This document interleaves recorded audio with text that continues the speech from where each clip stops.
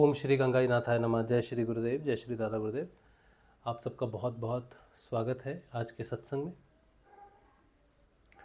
मेरा नाम राजशिव है और मैं एक सिद्ध योग साधक हूँ।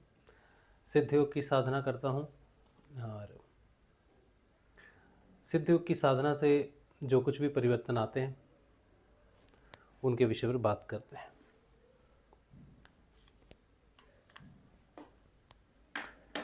चलिए तो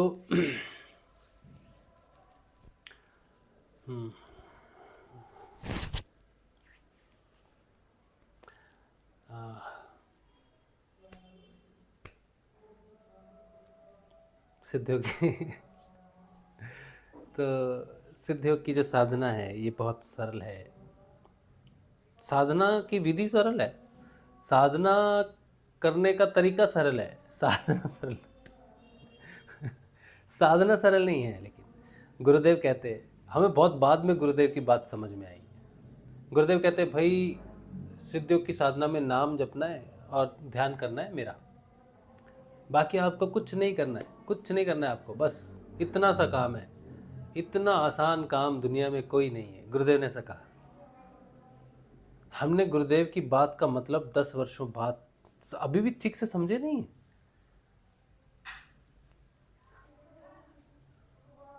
आप समझते हैं थोड़ा थोड़ा। जब हम साधना कर रहे हैं तब गुरुदेव की बात समझ में आती है।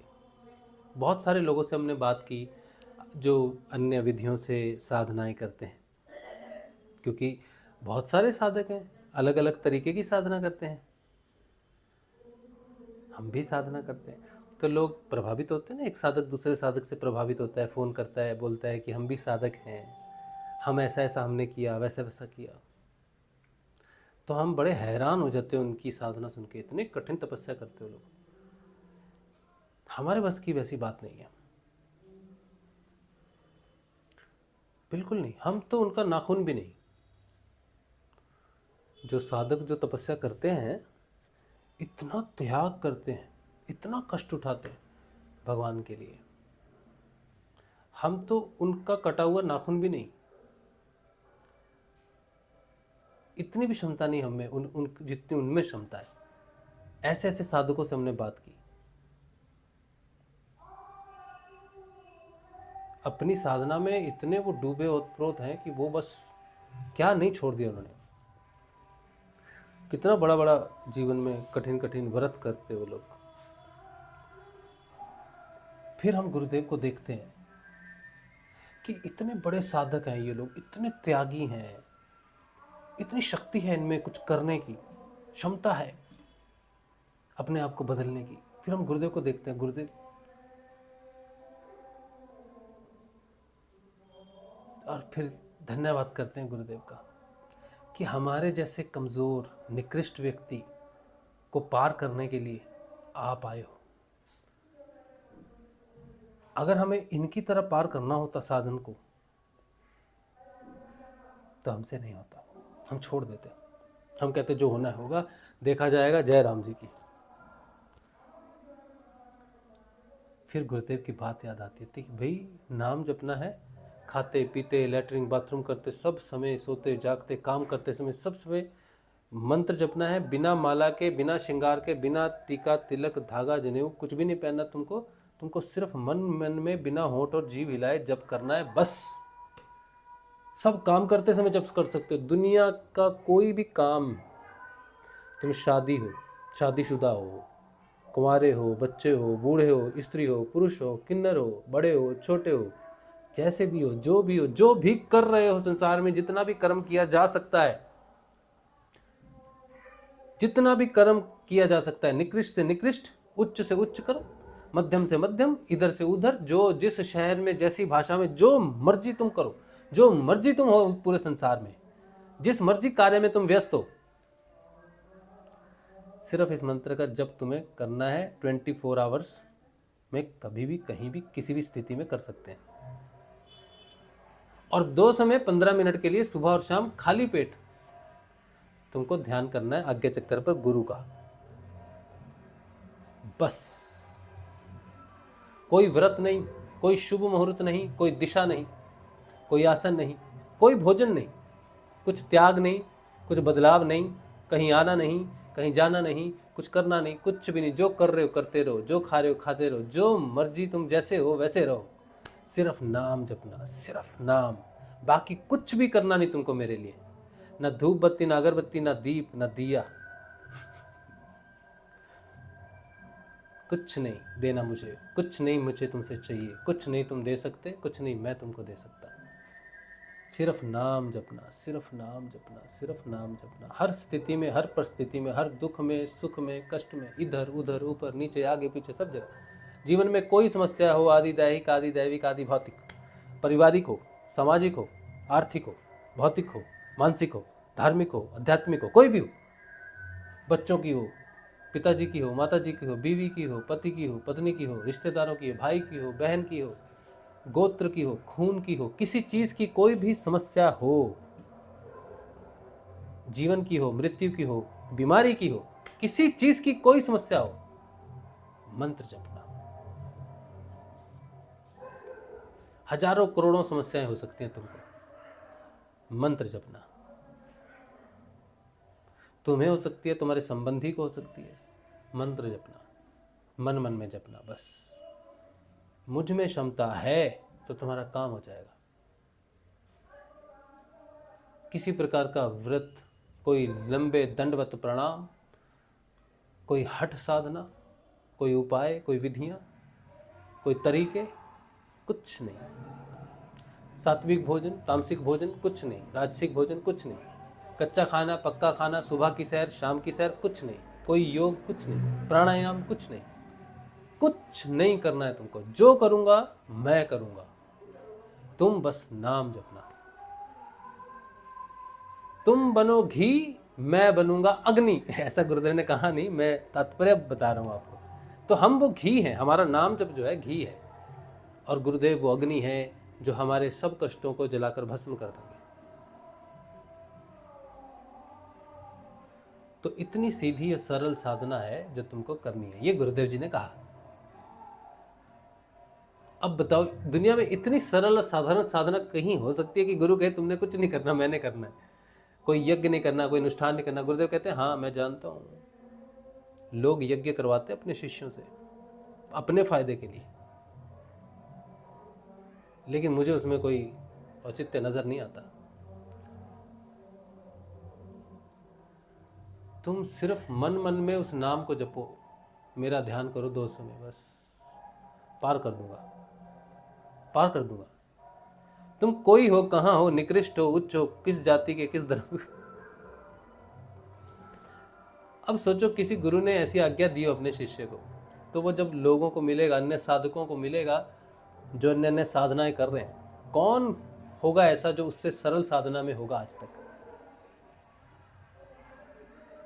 जिसको कुछ नहीं करना है साधक को। हर साधक कोई कुछ ना कुछ तो कर रहा है। हमें कहते हैं कुछ भी नहीं करना तुमको, और तुमको जो कुछ करना भी है, नाम भी जपना है, वो 15-20 दिन तुम मन लगाकर पूरी श्रद्धा और विश्वास से जप लोगे, उसके बाद तुम्हारे अंदर वो नाम जपने लग जाएगा। फिर जो करना है उस अंदर वाले चलने वाले नाम ने करना है। उसके बाद तुमने तो कुछ वो भी नहीं करना है, नाम जप से भी छुट्टी तुम्हारी, ध्यान भी तुम्हारा अपने आप लगेगा। अब बताओ, तो इसीलिए मैंने कहा कि जो लोग कुछ कर रहे हैं वो कुछ कर तो रहे, हम तो कुछ भी नहीं कर रहे, सब कुछ गुरु कर रहा है। तो इस योग में हम हैं, इस योग को कहते हैं सिद्ध योग। सिद्ध का मतलब है जो सिद्ध कर लिया, गुरु जी ने जो कमा लिया, खट लिया, गुरु जी के पास पड़ा है, तुमको लेना है जाके, गुरु जी दे दो, गुरु जी कहे ले लो, लेकिन तुम्हें तुम्हारा पात्र सीधा होना चाहिए। गुरु जी रखेंगे किसमें बस, और वो है समर्पण, कि तेरे अलावा मेरा कोई नहीं है। तूने दिया तो मैंने खाया, तूने न दिया तो मैंने न खाया। ये अवस्था है, किसी दूसरे से मांगने की अपनी बात नहीं। भूखे रहेंगे, तू देगा तो खाएंगे, नहीं तो नहीं खाएंगे, बस इतना है। सच्चे साधक का कोई कुल देव, कुल देवी, कोई पितृ, कोई ईश्वर, कोई आराध्य, कोई साध्य, कोई देव, कोई देवी, कोई स्वर्ग, कोई नर्क, नारायण, शिव, शंभु, माता, ये वो ग्रह, कुछ भी नहीं होता। सब कुछ उसका गुरु होता है। समर्पण। किसी स्थिति परिस्थिति में वो कभी डगमगाता नहीं। रो सकता है दर्द से रो सकता है, हाय दर्द हो रहा है, लेकिन जा नहीं सकता कहीं। सच्चा जाता नहीं कहीं, रास्ता खुला रहता है जाने के लिए, लेकिन वो जाता नहीं, क्योंकि उसे मालूम होता है कि जा नहीं सकता। तो ये सिद्धयोग की साधना, सरल साधना, साधारण साधना। अब ये साधना है, ये तरीका है, सरल है। इसमें कोई ये नहीं कह सकता कि मैं 80 साल का हूं नहीं कर सकता, बच्चा हूं नहीं कर सकता। इसमें कोई बहाना नहीं चल सकता। ये विधि है। अब जब तुम्हारी साधना शुरू हो जाएगी, साधना स्वयं में टेढ़ी खीर है। टेढ़ी खीर क्यों बोलते हैं हमको समझ नहीं आता। खीर टेढ़ी कैसे हो सकती है, और टेढ़ी खीर होने से मतलब क्या हमको समझ नहीं आता है। ये कहावत बनी तो कैसे बनी, टेढ़ी खीर। खीर टेढ़ी कैसे हो सकती है।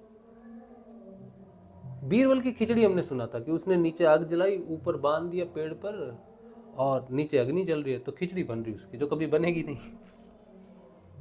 वो समझ में आता है हमको। टेढ़ी खीर क्या होती है बोली।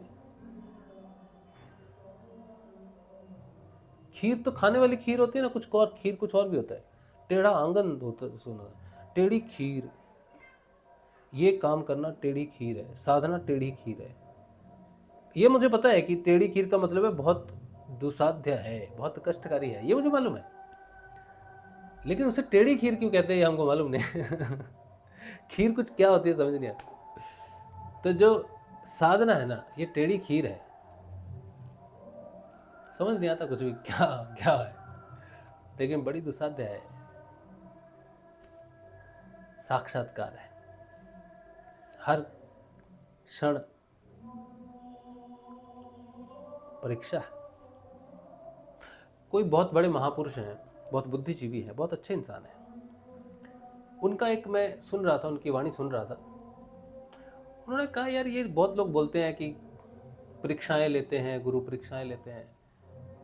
बोला कोई गुरु परीक्षा नहीं लेता है। वो परीक्षा क्यों लेंगे। परीक्षा उसकी ली जाती है जिसमें कोई क्षमता हो, जो कुछ कर सके। जब हमने कुछ करना नहीं, हमारी परीक्षाएं कैसे हो सकती है। लेकिन मैं उनकी बात से सहमत नहीं हूं। परीक्षाएं हमें हमारी जो धारणा है उसको पक्का करती हैं। परीक्षाओं से ही हम सबल होते हैं, स्ट्रांग होते हैं। जो कुछ भी पढ़ा हुआ है, जब उसकी परीक्षा होती है, तब उसका जो गूढ़ रहस्य होता है पढ़े हुए का, तब वो निकल के सामने आता है। रस परीक्षा में प्राप्त होता है। जीवन में, साधना में एक परीक्षा खत्म होती है, संगे संगे दूसरी परीक्षा शुरू हो जाती है। साधना पूरी परीक्षा है। साधक जिस परीक्षा में पास होता है आगे बढ़ जाता है। अगर परीक्षाएं ना होती तो सभी की साधना एक जैसी चलती, सभी एक समय पर पास हो जाते हैं। जैसे क्लास 1 में सभी है, 1 साल हुआ सभी 2 में चले गए, क्लास 2 में चले गए, 1 साल हुआ सभी 3 में चले गए। लेकिन जब परीक्षा होती है तो पास और फेल होता है व्यक्ति। कर्म प्रारब्ध होते हैं। तो 5 चीज़ें जो होती है वो डिसाइड करती हैं कि आपकी साधना कितनी आगे बढ़ेगी। जप, पुराने जन्मों का कर्म प्रारब्ध, जप, तप, योग और औषधि। ये 5 चीज़ें जो हैं ये आपकी साधना को आगे बढ़ाती हैं। अब इसमें जप है, कितना जप किया तुमने। और फिर इसमें एक मुख्य चीज़ है तप। तप ही परीक्षा है। तप का मतलब क्या है, तपस्या।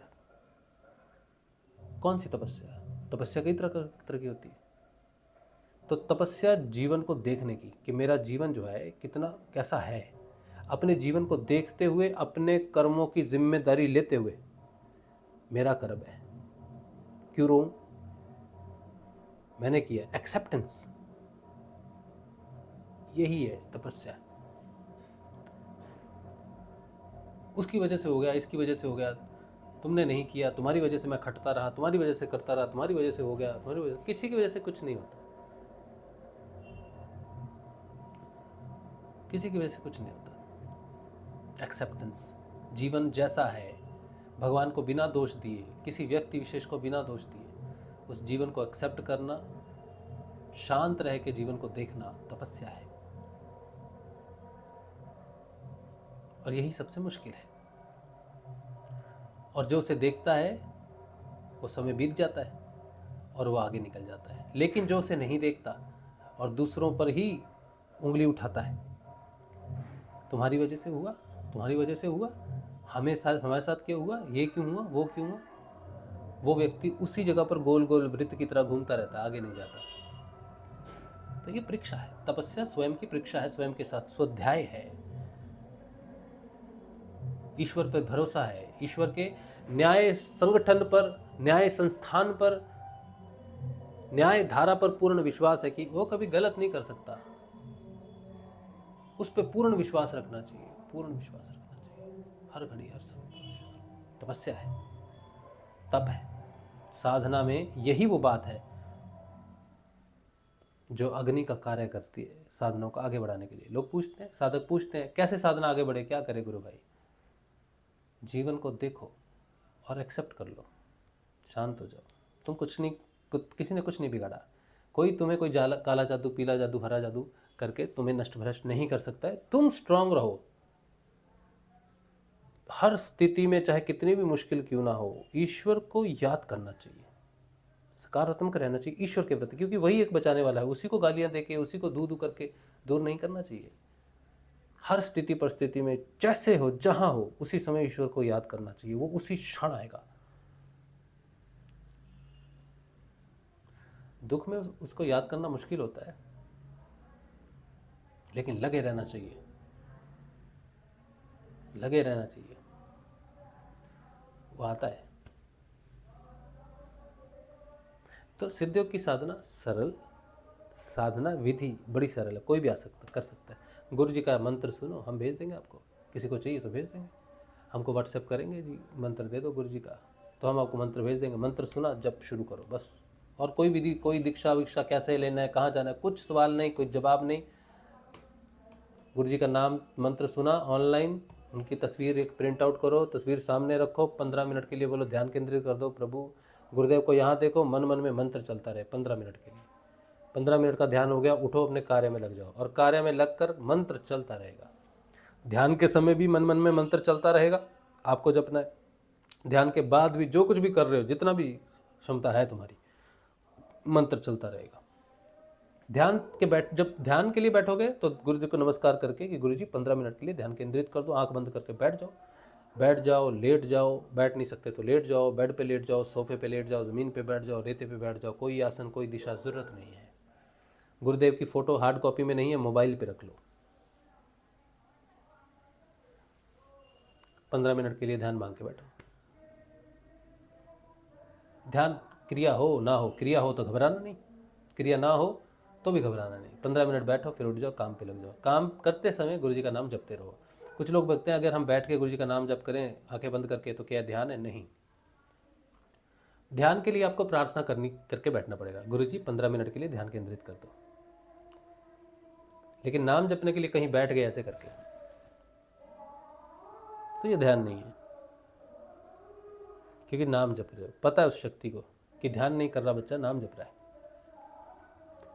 प्रार्थना करके बैठो, और 1 घंटा, 1.5 घंटा, 2 घंटे मत बैठो, शरीर में गर्मी हो जाएगी। गर्मी हो जाएगी तो मुश्किल हो जाती है। फिर गर्मी हो जाए तो फूलों की माला पहन लो, सबसे सही इलाज, सबसे अच्छा इलाज है फूलों की माला पहन लो।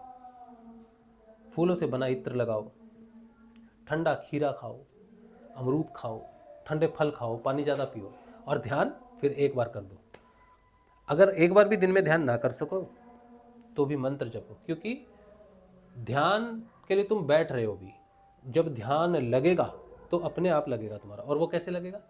नाम जप से लगेगा। तुम जितना नाम जपोगे ध्यान घटित हो जाएगा। तुम ये मत सोचो ध्यान नहीं किया तो बहुत बड़ा गुनाह हो गया भैया, नहीं, कुछ नहीं हुआ। क्रिया योग के लिए बैठना ज़रूरी होता है। किसी के शरीर में कोई तकलीफ है और जिसके पास समय है, ठीक है, बैठ के 15 मिनट के लिए ध्यान करने, उसको क्रिया होगी। मुंडी घूमती है ऐसे ऐसे, ज़्यादातर ऐसे मुंडी घूमती है, तो ये कोई भूत प्रेत नहीं है, ऐसे ऐसे शरीर घूमता है। ये जो सर्पिनी है, कुंडलिनी है, वो जब ऊपर उठती है ना तो उसकी मूवमेंट रीढ़ की हड्डी में होती है, इसलिए रीढ़ की हड्डी जब यहाँ तक रहती है कुंडलिनी तो पूरा शरीर घूमता है। और यहाँ से ऊपर चली जाती है तो सिर्फ मुंडी घूमती है। इसीलिए ऐसी क्रियाएं होती हैं। इसी व्यक्ति को पद्मासन भी लगेगा, वज्रासन भी लगेगा, सिद्धासन भी लगेगा, सारे आसन भी लगेंगे, तब कोई नहीं कहेगा अरे ये तो भूत है। जब किसी की गर्दन घूमेगी तो कहेगा अरे कोई भूत है, प्रेत है। उसी व्यक्ति को जब पद्मासन लग जाएगा, उसी व्यक्ति को जब वज्रासन लग जाएगा तो कोई सवाल नहीं उठाएगा। इसलिए वो सारे अज्ञानी हैं जो कुंडलिनी की क्रियाओं को जानते नहीं हैं। इसीलिए क्रियाओं से कभी डरना नहीं। और प्राण को ऊपर उठाती है कुंडलिनी। प्राण भारी छोटा बड़ा हो जाता है। गुरु पर भरोसा रख के, प्राण उसके चरणों में रख के ध्यान में बैठना चाहिए, कुछ नहीं होगा। ठीक, तो ये है सीधी सरल साधारण साधना की विधि, और सब कुछ गुरु करने वाला। परिवर्तन जब आएंगे तुमने बस साहस से बैठे रहना है। इसी में सब लोग आगे पीछे हो जाते हैं। चलिए ठीक है, तो किसी को साधना की जानकारी चाहिए हो तो ये मेरा व्हाट्सएप नंबर है, हम आपको डिटेल भेज देंगे। और एक बात, आप सोचेंगे गुरुदेव से मिलना ज़रूरी है, नहीं, मैं कभी गुरुदेव से मिला नहीं। हम में सारे परिवर्तन गुरु जी की तस्वीर से आए हैं, गुरु जी के नाम जब से आए हैं। पर्सनली हम गुरु जी के सानिध्य में या फिर बैठ कर उनके सामने भौतिक रूप से हमने कभी उनको देखा नहीं, ना मिले कभी। दीक्षा हमने ली थी 2014 में, जब गुरु जी थे सशरीर। 2017 में उन्होंने शरीर छोड़ दिया 5 जून को। लेकिन हम जागे कब, गुरु जी का योग कब हुआ हमें? 5 वर्षों बाद, दीक्षा लेने के 5 वर्षों बाद 2019 में। परिवर्तन 2019 में शुरू हुआ, क्योंकि हमारा समर्पण 2019 में हुआ। इससे सिद्ध होता है कि गुरु शरीर नहीं है, चेतना है, और तुम अगर समर्पित हो तो जाग जाओगे, चाहे कहीं भी बैठे हो। वो तुम में बैठा है, जाग जाएगा और तुम्हारा परिवर्तन कर देगा। आत्मा है वो, सच्चा गुरु आत्मा है, कृष्ण है। और हमें उसने जगाया तो वो कृष्ण है, आत्मा है।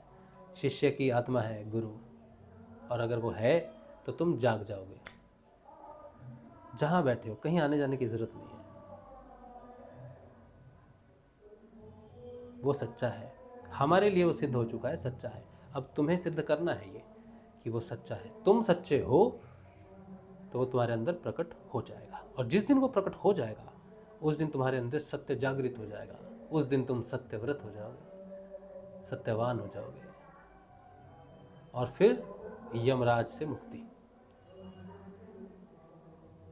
फिर धीरे धीरे धीरे धीरे संसार समझ आ जाएगा। संसार क्या है, भवसागर क्या है, सब समझ में आने लग जाएगा। आसक्ति अनासक्ति हो जाएगी, मन शांत हो जाएगा, प्राण स्थिर हो जाएंगे, बुद्धि प्रकाशित हो जाएगी, शरीर स्वस्थ हो जाएगा, चेतना ऊर्ध्वगमन करेगी, और तुम्हारा उद्धार हो जाएगा। और ये बात बिल्कुल सत्य है। ये कोई हम सुनी सुनाई बात नहीं बोल रहे, हम हमारे जीवन में जो देख रहे हैं वही बोल रहे हैं। दुख आते हैं, सुख भी आते हैं। साधना नहीं छूटनी चाहिए, गुरु पर विश्वास नहीं छूटना चाहिए। ठीक है, ये हैं हमारे गुरु जी। इनका नाम है समर्थ सदगुरुदेव श्री रामलाल जी स्याग। ये इनकी पुस्तक है सिद्धियों की। इनके इसमें गुरु जी ने अपने जीवन के बारे में, अपनी साधना के बारे में, अपने अनुभवों के बारे में, सिद्धियों के बारे में जानकारी दी है। कोई साधक इसे सुने, हम पढ़ रहे हैं इस पुस्तक को, जिनके पास पुस्तक नहीं है, अगर वो ये सत्संग सुने हमारा, तो उसको गुरु जी के विषय में काफ़ी जानकारी हो जाएगी। ठीक है, तो हम ये पुस्तक का अध्ययन करते हैं थोड़े समय के लिए, फिर हम श्रीमद्भागवत का भी अध्ययन करते हैं थोड़े समय के लिए, और थोड़ी अपने भी परिवर्तन की बात जैसे अभी मैंने बोली है वो भी करते हैं। तो ये सत्संग कोई देखे, थोड़ा सत्संग लंबा ज़रूर होता है, लेकिन आपके लिए बहुत बहुत लाभकारी होगा, बहुत लाभकारी होगा। समय नष्ट नहीं होगा आपका। आज हम पढ़ रहे हैं चैप्टर नंबर 19, 101 पेज नंबर है गुरु जी की पुस्तक का। और ये कब की बात है, गुरु जी ने कब लिखी थी ये बात? 28 अप्रैल को 1988 को लिखी थी गुरु जी ने। गुरु जी कहते हैं नाम खुमारी के संबंध में गीता क्या कहती है। कल हमने पढ़ा था नाम खुमारी क्या चीज़ है, आनंद क्या चीज़ है ना, ये पढ़ा था ना कल। नाम कुमारी एक सच्चाई है, यह कोई काल्पनिक आनंद नहीं है, पढ़ा था ना, बड़ा सुंदर विषय था कल। कल का सत्संग नहीं देखा हो तो ज़रूर देखना, बहुत अच्छा सत्संग है। सभी सत्संग अच्छे होते हैं। कल थोड़ी ऊर्जा अलग थी, कल थोड़ा सा भाव अलग था। चलिए, हमारे यहाँ पर एक मैदान है बहुत बड़ा, नंदी बागान बोलते हैं उसको। वहाँ पर एक फंक्शन चल रहा है, एक फोक प्रोग्राम होता है ना, तो वेस्ट बंगाल का फोक रीजनल प्रोग्राम चल रहा है, एक मेला लगा हुआ है। तो मेला ये 12 बजे तक चलता है रात को। तो उसकी आवाज़ जो है वो आपको आ रही होगी पीछे, ठीक है। हम इससे ज़्यादा कुछ कर नहीं सकते हैं। हाँ, एक चीज़ कर सकते हैं कि अगर हम इस माइक को, ये मैंने ये कर दिया, क्या बोलते हैं इसको, नॉइस कैंसलेशन। नॉइस कैंसलेशन मैंने कर दिया है। इसको मैं ऐसे पकड़ लेता हूँ ताकि आपको थोड़ा और क्लियर आवाज़ आए। लेकिन अगर आपको लगेगा कि नहीं पहले ठीक आ रही थी आवाज़ नॉइस कैंसलेशन से पहले, तो मैं उसको वापस उसी मोड पर चेंज कर दूंगा। लेकिन अगर इससे थोड़ी सी नॉइस कम होती है तो फिर इसको कंटिन्यू करेंगे। आप मुझे मैसेज कर देना कि भाई वैसे ही लगा लो जैसे लगा हुआ था, ठीक है। चलो, तो गुरुजी कहते हैं नाम खुमारी के संबंध में गीता क्या कहती है। हमारे कई संतों ने ईश्वर के नाम की महिमा की है। अपनी अपनी अनुभूति के अनुसार सभी ने उस परम सत्ता के नाम की महिमा का गुणगान किया है। संत सदगुरुदेव नानक देव जी ने इस संबंध में कहा है, भांग धतूरा नान का उतर जाए प्रभात, नाम खुमारी नान का चढ़ी रहे दिन रात। मतलब क्या है कि भांग खाते हैं ना, भांग का नशा करते हैं तो उसका नशा चढ़ता है, सो जाते हैं, सुबह उठते हैं, नशा उतर गया, फिर से नशा करना पड़ेगा। तो भांग धतूरा नान का उतर जाए प्रभात, सुबह उतर जाता है, नाम खुमारी नान का चढ़ी रहे दिना। लेकिन भगवान के नाम का नशा उतरता नहीं है, सुबह होने से उतरता नहीं है, नींद में सो जाने के बाद उतरता नहीं है। इसी विषय में संत कबीरदास जी ने भी नाम की महिमा करते हुए कहा है, नाम अमल उतरे न भाई, और अमल छिन छिन चढ़ी उतरे, नाम अमल दिन बढ़े सवायो। कबीरदास जी कहते हैं देखो, नाम का जो अमल है, नशा, वो उतरता नहीं है भैया।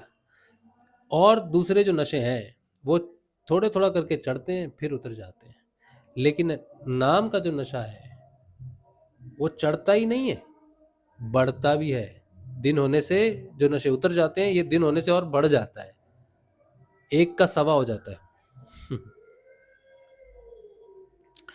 इस संबंध में यीशु के परम शिष्य यूहन्ना ने भी स्पष्ट कहा है, यह एक आंतरिक आनंद है जो सभी सच्चे विश्वासियों के हृदय में बना रहता है। संसारिक आनंद के समान यह आता जाता नहीं है, उसका आनंद पूर्ण है। वह हमारे हृदयों के कटोरों को आनंद से तब तक भरता है जब तक उमड़ ना जाए। तो इसका मतलब क्या है? गुरुजी ने एक बार एक चर्च से पूछा था कि ये जो यूहन्ना ने लिखा है कि ये आंतरिक आनंद है, ये तब तक भरता रहता है जब तक कि ये उमड़ ना जाए और दूसरों तक ना बह जाए। तो क्या, कैसे मतलब? तो उन्होंने एक गुरुजी को एक ड्राइंग बना के भेजा जिसमें उन्होंने कटोरे बनाए हैं, उसमें से पानी भरा हुआ है, दिखाया ऐसा, और पानी उड़ल के गिर रहा है। बोले ये। तो गुरुजी कहते मुझे तो हंसी आती है तुम्हारी इस व्याख्या पर। क्या जानते हो तुम चर्च चला रहे हो, जीसस का प्रचार कर रहे हो, लेकिन तुम्हें आनंद की परिभाषा मालूम नहीं है, तो किस बात पर प्रचार कर रहे हो? ईसाइयत का किस बात का प्रचार कर रहे हो जब तुम्हें मालूम ही नहीं है कि होता क्या है? तो यहां क्या कह रहे हैं यूहन्ना? सोचिए कि आपके जीवन में परिवर्तन आ गया, उस ईश्वर के नाम से आपके हृदय में आनंद आ गया। आप कहीं रास्ते में जा रहे हैं और रास्ते में आपका किसी के साथ आपकी टक्कर हो गई, किसी ने आपको टक्कर मार दी, कंधा लग गया, वो लग गया, वो बड़ा क्रोध में है व्यक्ति, बड़ा गुस्से में है, और वो आप पे चिल्लाया, अरे अंधे के बच्चे, देख के नहीं चल सकता, आंखें फूट गई हैं तेरी। तो आप उससे क्या कहेंगे? अबे तू होगा अंधे का बच्चा, तेरी फूटी होंगी आंखें, तेरे को दिख के नहीं चलता। स्वाभाविक रूप से ऐसा होता है। कोई अपनी गलती नहीं मानता। पति पत्नी में झगड़ा होता है। पत्नी कहती है पति को गुस्से में, अब क्या कहती तुम अब क्या कहती है पत्नी, वो तुमको तुम तो शादीशुदा हो ना, तुम्हें मालूम है। तो जो शादीशुदा नहीं है उन्हें जानने की जरूरत नहीं है कि पत्नी क्या कहती है गुस्से में। शादीशुदा को बता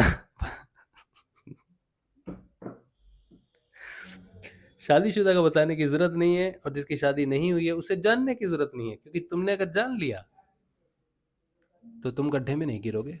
और हम चाहते हैं कि बिना गड्ढे में गिरे, न पुरुष समझता है कि स्त्री कौन है, ना ही स्त्री समझती है कि पुरुष कौन है।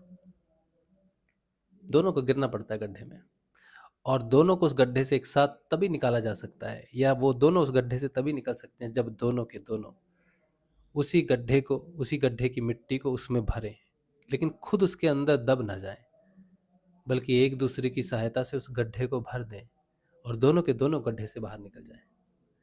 दोनों में से कोई एक गड्ढे से बाहर नहीं निकल सकता है, और अगर निकला तो वो रहस्य नहीं जान पाएगा कि गड्ढे को भरा कैसे जाता है। तो जब आपके हृदय में आनंद आएगा तो आप गड्ढे में गिरोगे, चाहे सड़क पर किसी से झगड़ा होते हुए उस झगड़े के गड्ढे में गिर जाओ, क्रोध के गड्ढे में गिर जाओ, वासना के गड्ढे में गिर जाओ, लोभ के, लालच के, राग के, द्वेष के, मद के, मोह के, अहंकार के, कलेश के, वासनाओं के किसी भी गड्ढे में गिर जाओ, उस गड्ढे से अकेले नहीं निकलता व्यक्ति।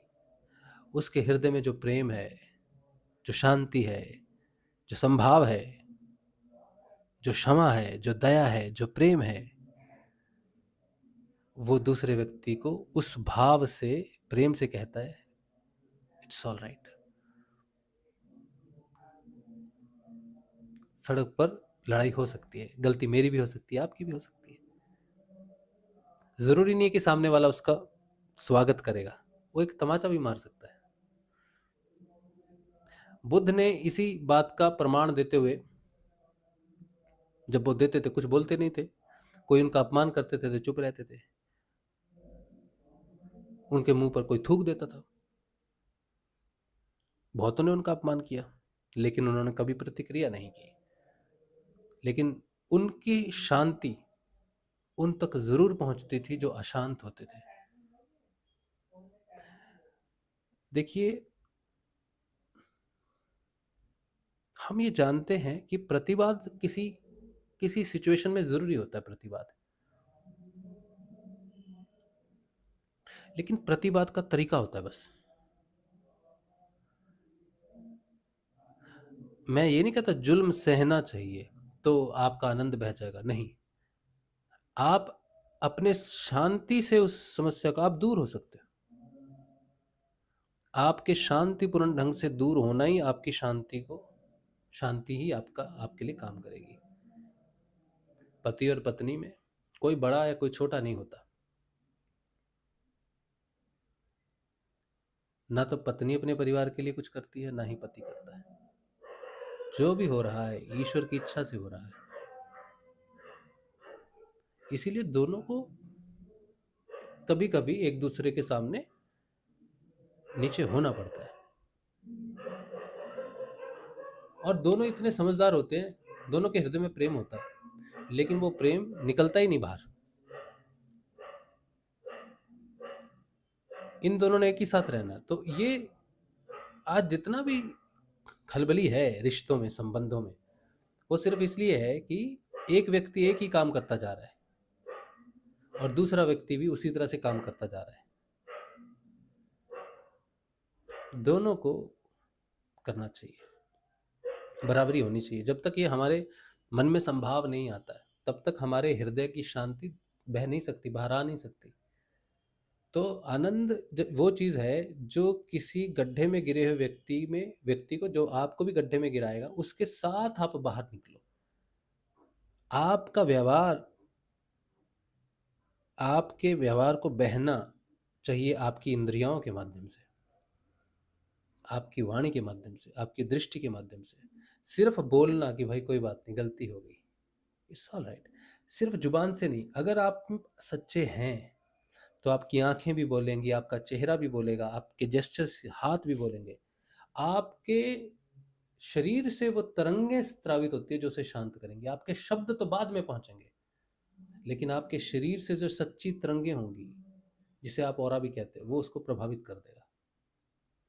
अगर आप सच्चे हो और आप में आनंद है तो वो जरूर उस तक पहुंचेगा और वो उसे शांत जरूर करेगा। जिस तरह से बारिश होती है और बारिश में खड़े होने वाले हर व्यक्ति को भिगो देती है, उसी तरह से अगर आपके अंदर शांति सच्ची है, आपका व्यवहार, आपका चरित्र बदल रहा है, शांत है, तो उसका प्रभाव दूसरे व्यक्ति पर पड़ेगा ही पड़ेगा। अगर अंदर आनंद है तो उसका प्रभाव इंद्रियों से, व्यवहार से, चरित्र से बहकर दूसरे को प्रभावित करेगा। और ये हुआ है, मैं अब बोल रहा हूं आपको ना, ये मेरे साथ घटना घटी है। पहले भी बताया, फिर बताता हूँ। एक बार मैं गाड़ी में बैठा, टैक्सी में बैठा, टैक्सी वाले ने, मैंने कहा थोड़ा पीछे कर लो आप, तो उसने थोड़ा पीछे किया, तो एक व्यक्ति की बाइक खड़ी थी पीछे। उस बाइक के साथ अभी टक्कर हुई नहीं थी, लेकिन वो बहुत जोर से चिल्लाया, अबे अंधा है, ड्राइवर को बोला। ड्राइवर को गालियां देने लगा, गंदी गंदी। ड्राइवर से बोल रहा, भाई कोई टक्कर तो तुम्हारी हुई नहीं है, लेकिन वो व्यक्ति माना नहीं। मैंने देखा कि कुछ नहीं हो रहा है, तो मैं बाहर निकला, तो वो शराब के ठेका, वहाँ शराब का ठेका था, शराब लेने आया था वो व्यक्ति, शराब लेके बस बाइक लेके निकल ही रहा था। तो मैंने उससे कहा, भाई क्या हो गया, टक्कर भी नहीं हुई, फिर वो तुमसे माफ़ी भी मांग रहा है, फिर तुम क्यों उत्तेजित हो रहे हो? देखो, मैंने जब उससे बात की ना, तो मेरे जो शब्द थे ना, ये शुद्ध हिंदी जैसे निकलती है मेरे अंदर से, वैसे ही शुद्ध, ये ऐसी शुद्ध भाषा कोई यूज़ नहीं करता। साधारण हिंदी में तो लोग बात करते हैं कि भाई आप क्यों गुस्सा हो रहे हो, ठीक है गलती हो गई है, लेकिन मेरे जो शब्द उस समय निकले वो इतने सौम्य और शांत थे उस समय कि भाई आप क्यों इतने उत्तेजित हो रहे हो। उसने मेरी भाषा सुन के पहले तो मेरी तरफ बड़े गुस्से से देखा उसने, और मैंने उसके चेहरे से गुस्से को कम होता देखा। और दो तीन बात, क्योंकि थोड़ी ईगो तो रहती है ना, तो एक बार में शांत नहीं होती। उसने कहा, तू कौन है, तुम्हें क्या पता, ये नुकसान हो जाता, ये मेरी बाइक टूट जाती। मैंने कहा, बाइक टूट जाती, नुकसान हो जाता तो चार चमाते मारते या हम नुकसान भर देते, लेकिन अभी जो नुकसान हो रहा है तुम्हारा चिल्लाने से, अभी जो झगड़ा हो रहा है, इसका तो कोई कारण नहीं है, ये तो घटना घटी नहीं है। जो घटना घटी नहीं है उसके लिए क्यों लड़ रहे, क्यों चिल्लाना है? उसके बाद ऐसा कुछ बात हुई, फिर वो व्यक्ति शांत हो गया। फिर दूसरी सामने एक दुकान थी, वो दुकान वाले के पास मैं कुछ सामान लेने गया। उसने बोला, वो व्यक्ति जो तुमसे लड़ रहा था कौन था मालूम है? मैंने कहा, कौन था? बोला, उसका और उसकी पत्नी का डिवोर्स चल रहा है और वो बहुत परेशान है इस समय अपने जीवन में, और यहाँ दारू लेने आया, और बहुत अभद्र व्यक्ति भी है वो। लेकिन हमको बड़ी हैरानी है कि वो शांत होकर चला कैसे गया, उसने झगड़ा क्यों नहीं किया? तो ये वो बात है कि अगर आप शांत हो, आप चीज आपके अंदर अगर सच्चाई है, या आप सच में किसी को सांत्वना देना चाहते हो, सच में किसी से प्रेम करते हो, कोई द्वेष नहीं है, कोई राग नहीं है, किसी प्रकार की कोई ऐसा गुस्सा नहीं है उसके प्रति, तो हो जाएगा। इसका उलट एक और केस हुआ। मैं बाजार में गया, तो मैं साइकिल पे जाता हूँ बाजार, तो मैंने साइकिल से उतरा ऐसे करके, और मेरा जो पैर है किसी व्यक्ति को जरा सा टच कर गया उसके शोल्डर पे। अब वो व्यक्ति कहीं से आया होगा, बेचारा लड़ लड़ के आया होगा, उसने मेरे पे बहुत जोर से चिल्लाया, मेरे ऊपर अंधा है, ये सब जो बोलते ना, उसने बोला ऐसा। तो मैंने उसकी एक बार सुना बात, फिर वो मेरे पास आया जैसे मुझे लाफा मारेगा, और मुझे पता चल गया अब मैं अगर ना बोला इसने मुझे लाफा मार देना है। तो जैसे ही उसने वो आया, मैं भी उस पर चिल्लाया। मैंने कहा, चिल्लाया जैसे चिल्लाते हैं। तो एक बार उसने चिल्लाया, एक बार मैंने चिल्लाया, फिर चिल्लाया। तो जब मैं चिल्ला रहा था, फिर मैंने रियलाइज किया कि भाई इसने अपने, इसका जो अंदर का जो क्रोध है ना, वो मेरे पर प्रभावी हो गया है। मेरे अंदर की शांति उतनी प्रबल नहीं है जितना प्रबल इसका क्रोध है, क्योंकि इसने अपने क्रोध में मुझे ले लिया है। और ये जब उससे मेरा झगड़ा हो रहा था, उसी समय मैं रियलाइज कर रहा था अंदर अंदर कि इसका क्रोध ज्यादा प्रबल है मेरी शांति से, क्योंकि इसने मेरी शांति भंग कर दी है। फिर आसपास के लोग समझाने लगे, भाई ठीक है छोड़ दो, वो सब आ जाते हैं।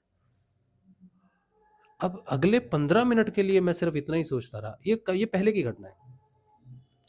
मैं यही सोचता रहा कि हमने अभी वो उस शांति के उस लेवल को नहीं प्राप्त किया है कि इस संसार का कोई भी क्रोधित व्यक्ति हमारे सामने आए तो हमारी शांति उस पर प्रभावी पड़े, उसका क्रोध हम पर प्रभावी ना पड़े। अब इस बात को लगभग 1 साल हो गया होगा, शायद 1 साल से ज्यादा हो गया होगा। आज क्या स्थिति है ये तो तभी पता चलेगा जब कोई क्रोधी व्यक्ति हमारे सामने आएगा। लेकिन उस समय उसका क्रोध जीत गया, हमारी शांति हार गई। तो ये भी स्वाध्याय है कि हमने अभी अपने अंदर पूरी विजय नहीं पाई है। हमारी शांति, हमारा आनंद दूसरे की तरफ बहकर नहीं जा रहा, बल्कि उनका हमारी तरफ आ पा रहा। हमारे रास्ते खुले हैं। अब पानी है ना, पानी क्या है, ऊपर से नीचे बहता है, तो हमारी स्थिति नीचे है। हमारी शांति की स्थिति ऊपर होनी चाहिए ताकि हमारा आनंद उस तक बहे, उसका क्रोध हम तक ना बहे। तो सच्चा आनंद जो है वो हृदय में तब तक भरता रहता है जब तक कि कटोरे से भरकर बहने आना शुरू हो जाए, उन व्यक्तियों को शांत ना करना शुरू कर दे जो अशांत है। तो गुरुजी कहते हैं एक जगह पर, बेटा तुम नाम जपो, परिवर्तन पड़ोसियों में आएगा। क्यों आएगा पड़ोसियों में परिवर्तन? क्योंकि तुम्हारे अंदर का परिवर्तन बहना शुरू हो जाएगा बाहर, तुम्हारे व्यवहार के माध्यम से, तुम्हारे चरित्र के माध्यम से। तुम जब उनसे बात करोगे और वो जब बात जिस भाव से करेंगे और तुम जिस भाव से उत्तर दोगे, तो उनके भाव पर तुम्हारा भाव भारी पड़ेगा और वो सोचने में मजबूर हो जाएंगे, अब व्यक्ति अच्छी बात कर रहा है, सभ्य व्यक्ति है, समझदार व्यक्ति है, कैसे ऐसे बात कर रहा है। तब वो उसका व्यवहार तुम्हारे प्रति बदल जाएगा और तुम्हारी रिस्पेक्ट करके तुमसे पूछेगा आप क्या करते हो, और आप उसे बताएंगे ये करते हैं, ऐसे हैं, तो बताएगा हमको भी बताइए। सकारात्मक होगा, परिवर्तन चाहता होगा तो तुमसे पूछेगा। तो नाम तुम जपो, परिवर्तन पड़ोसी में आएगा। मतलब ये कि तुम्हारे मन में आनंद जो होगा, हृदय में जो आनंद भरेगा, वो बहेगा और बहकर सबसे पहले तो पास वालों के पास ही जाएगा ना।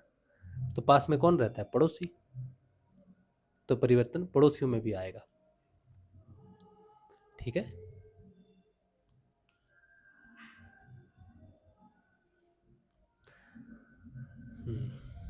एवरीथिंग इनका आईडी है।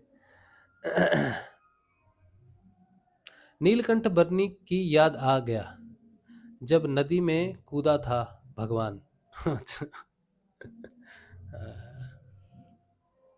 अच्छा, ये माइक मैंने ऐसे ही पकड़ा हुआ, ठीक ठाक आ रही है ना? मैं लगा लूँ, बता देना मेरे को, क्योंकि जब हम थोड़ा नॉइज कैंसिलेशन करते हैं ना तो थोड़ा धीमा हो जाता है, तो इसीलिए मैंने पकड़ा हुआ है कि नॉइज जो है वो धीरे ना हो। चलिए आगे पढ़ते हैं।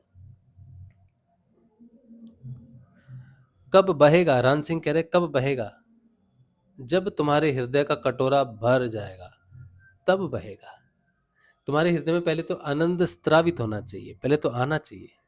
आने के बाद तुम्हारा हाईएस्ट लेवल, मतलब भर गया तुम, अब बहने की बारी। अब तुमने उच्चतम स्थिति प्राप्त कर ली है। दुनिया में जितने भी लोग हैं उनसे तुमने, उनके क्रोध से, उनकी वासनाओं से तुम्हारी स्थिति, आनंद की स्थिति अब उच्चतम है।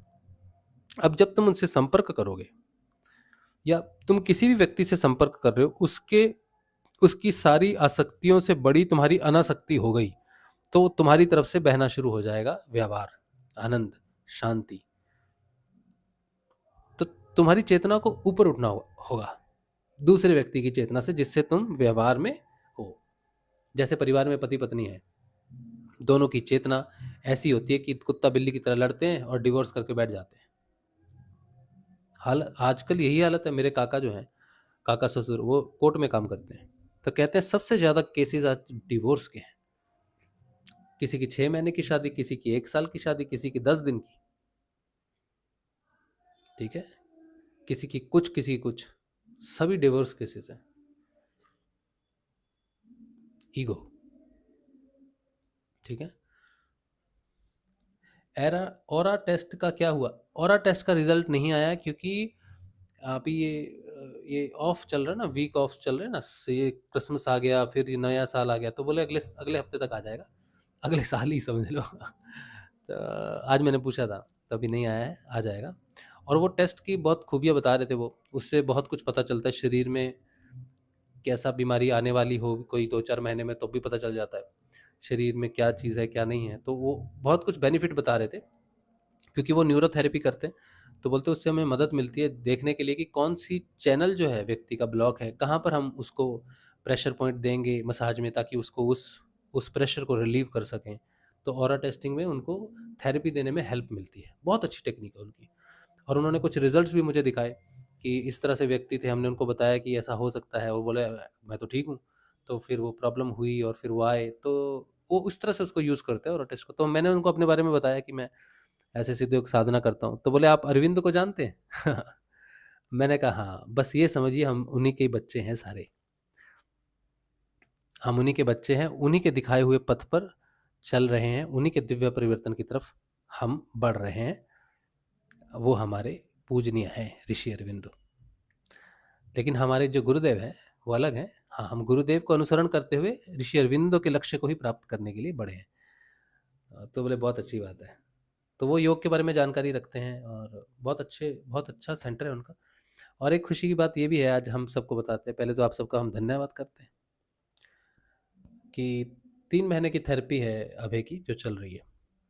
1 महीने की थेरेपी में 12 सेशंस थे उनके, जो सोमवार को कंप्लीट हो जाएंगे। आज पहली बार अभय अपने पैरों पर खड़ा हुआ है, बहुत दिनों बाद सीधा चला है। अभी उसको कमर में पेन है, अभी मतलब पेन किलर तो ले ही रहा है, रोज रोज उसको 2 पेन किलर देनी ही पड़ती थी। तो आज वो बहुत दिनों बाद सीधा खड़ा हुआ है। आज पहला रिजल्ट देखा है हमने थेरेपी का, उसमें आया है। तो मैं सबका, मैं एक पिता होने के नाते आपने जो हमारी मदद की है और कर रहे हैं ताकि ये थेरेपी कंप्लीट हो, 3 महीने लगेंगे पूरी तरह से उसको रिकवर होने के लिए, ऐसा उन्होंने कहा है। तो हम आपको हाथ जोड़कर सर झुकाकर थैंक यू करते हैं, धन्यवाद करते हैं कि आपने हमारी मदद की, क्योंकि हम सत्संग करते हैं जो आप तो करते नहीं कोई। तो मैं बड़ा कृतज्ञ हूँ आपके प्रति, आप सबके प्रति। आप ना मदद करते मेरी तो बड़ी मुश्किल हो जाती। धन्यवाद, बहुत बहुत बहुत धन्यवाद आपका। अब वो बच्चा खड़ा हुआ है, अब धीरे धीरे रिकवरी होगी तो हम आपको बताएंगे ज़रूर। कल नरहरी भाई ने पूछा था, कल जब सत्संग था तब उसकी स्थिति अच्छी नहीं थी, वैसी थी जैसी बनी हुई थी पिछले 2 महीने से। न बैठ सकता, न लेट सकता, न सो सकता, बाथरूम भी नहीं जा पा रहा था, बहुत मुश्किल थी और पूरा बैंड हो गया था, ऐसे झुक गया था पूरा। आज उसको सीधा खड़ा हुआ देखा हमने, और वो गया, थेरेपी भी ली। थेरेपी से दर्द होता था उसको बहुत, आज उसको थेरेपी से दर्द नहीं हुआ। कल मैंने कहा था कि मेरे जीवन में सबसे कष्टकारी समय चल रहा है, क्योंकि मैं बीमार नहीं हूँ, मेरा बेटा बीमार है, पुत्र बीमार है, उसके लिए हम कुछ नहीं कर सकते। आज अलग दिन है, आज के सत्संग में मैं कह रहा हूँ कि आज मैं बहुत प्रसन्न हूँ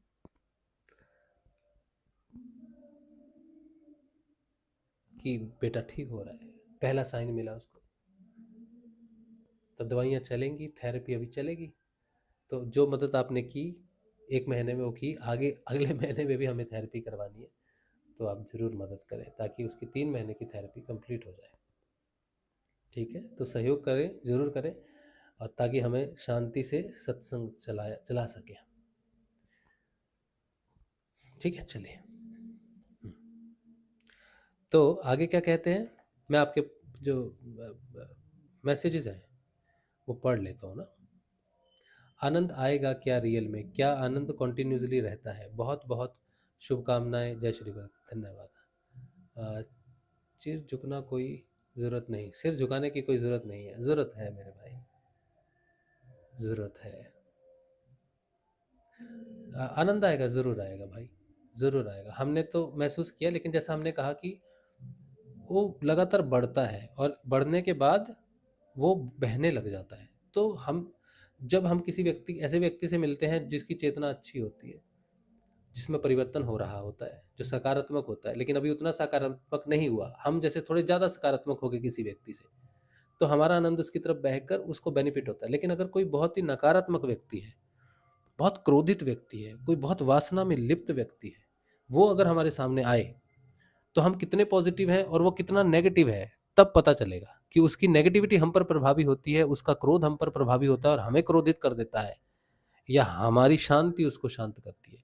तो कोई सकारात्मक व्यक्ति आपके सामने आए तो इतना डिफरेंस होता है, बस आपको इतना ही उसके लिए करना पड़ता है।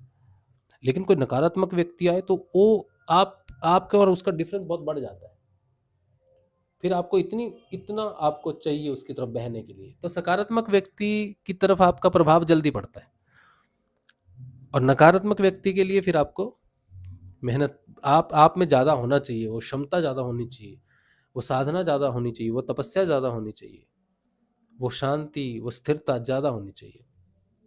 तो ये एक ही बार में स्थिरता आती है ऐसा मैं नहीं मानता, बहुत धीरे धीरे स्थिरता प्राप्त होती है आपको। हर रोज थोड़ी सी स्थिरता बढ़ती है, आएगी लेकिन जरूर आती है। चलिए, नरेश कुमार बोल रहे हैं, आनंद आएगा क्या रियल? आनंद आएगा नहीं, आनंद तो है, बस खोजना बंद करें, अभी आनंद को समझ आएगा भाई जी। अच्छा, इन्होंने उनकी बात कही है। रीना कह रही है वेरी गुड न्यूज़ भाई, थैंक यू। नरेश कुमार कह रहे हैं आप स्वयं आनंद है, इसे समझे, बिल्कुल सही बात है। रीना कह रही है आपकी गुरु पर अगाध श्रद्धा है इसीलिए ऐसा हुआ। भगवान गुरुदेव तो बहुत दयालु हैं, वो तो सभी पर दया करते हैं।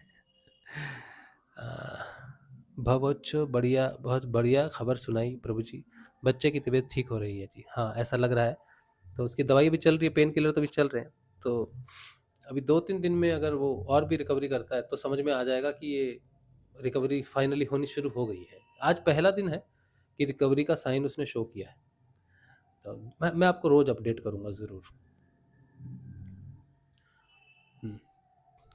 चारों साहिबजादी की शहीदी दिवस है कल फतेहगढ़ साहिब में, थोड़ा उन पर बोले।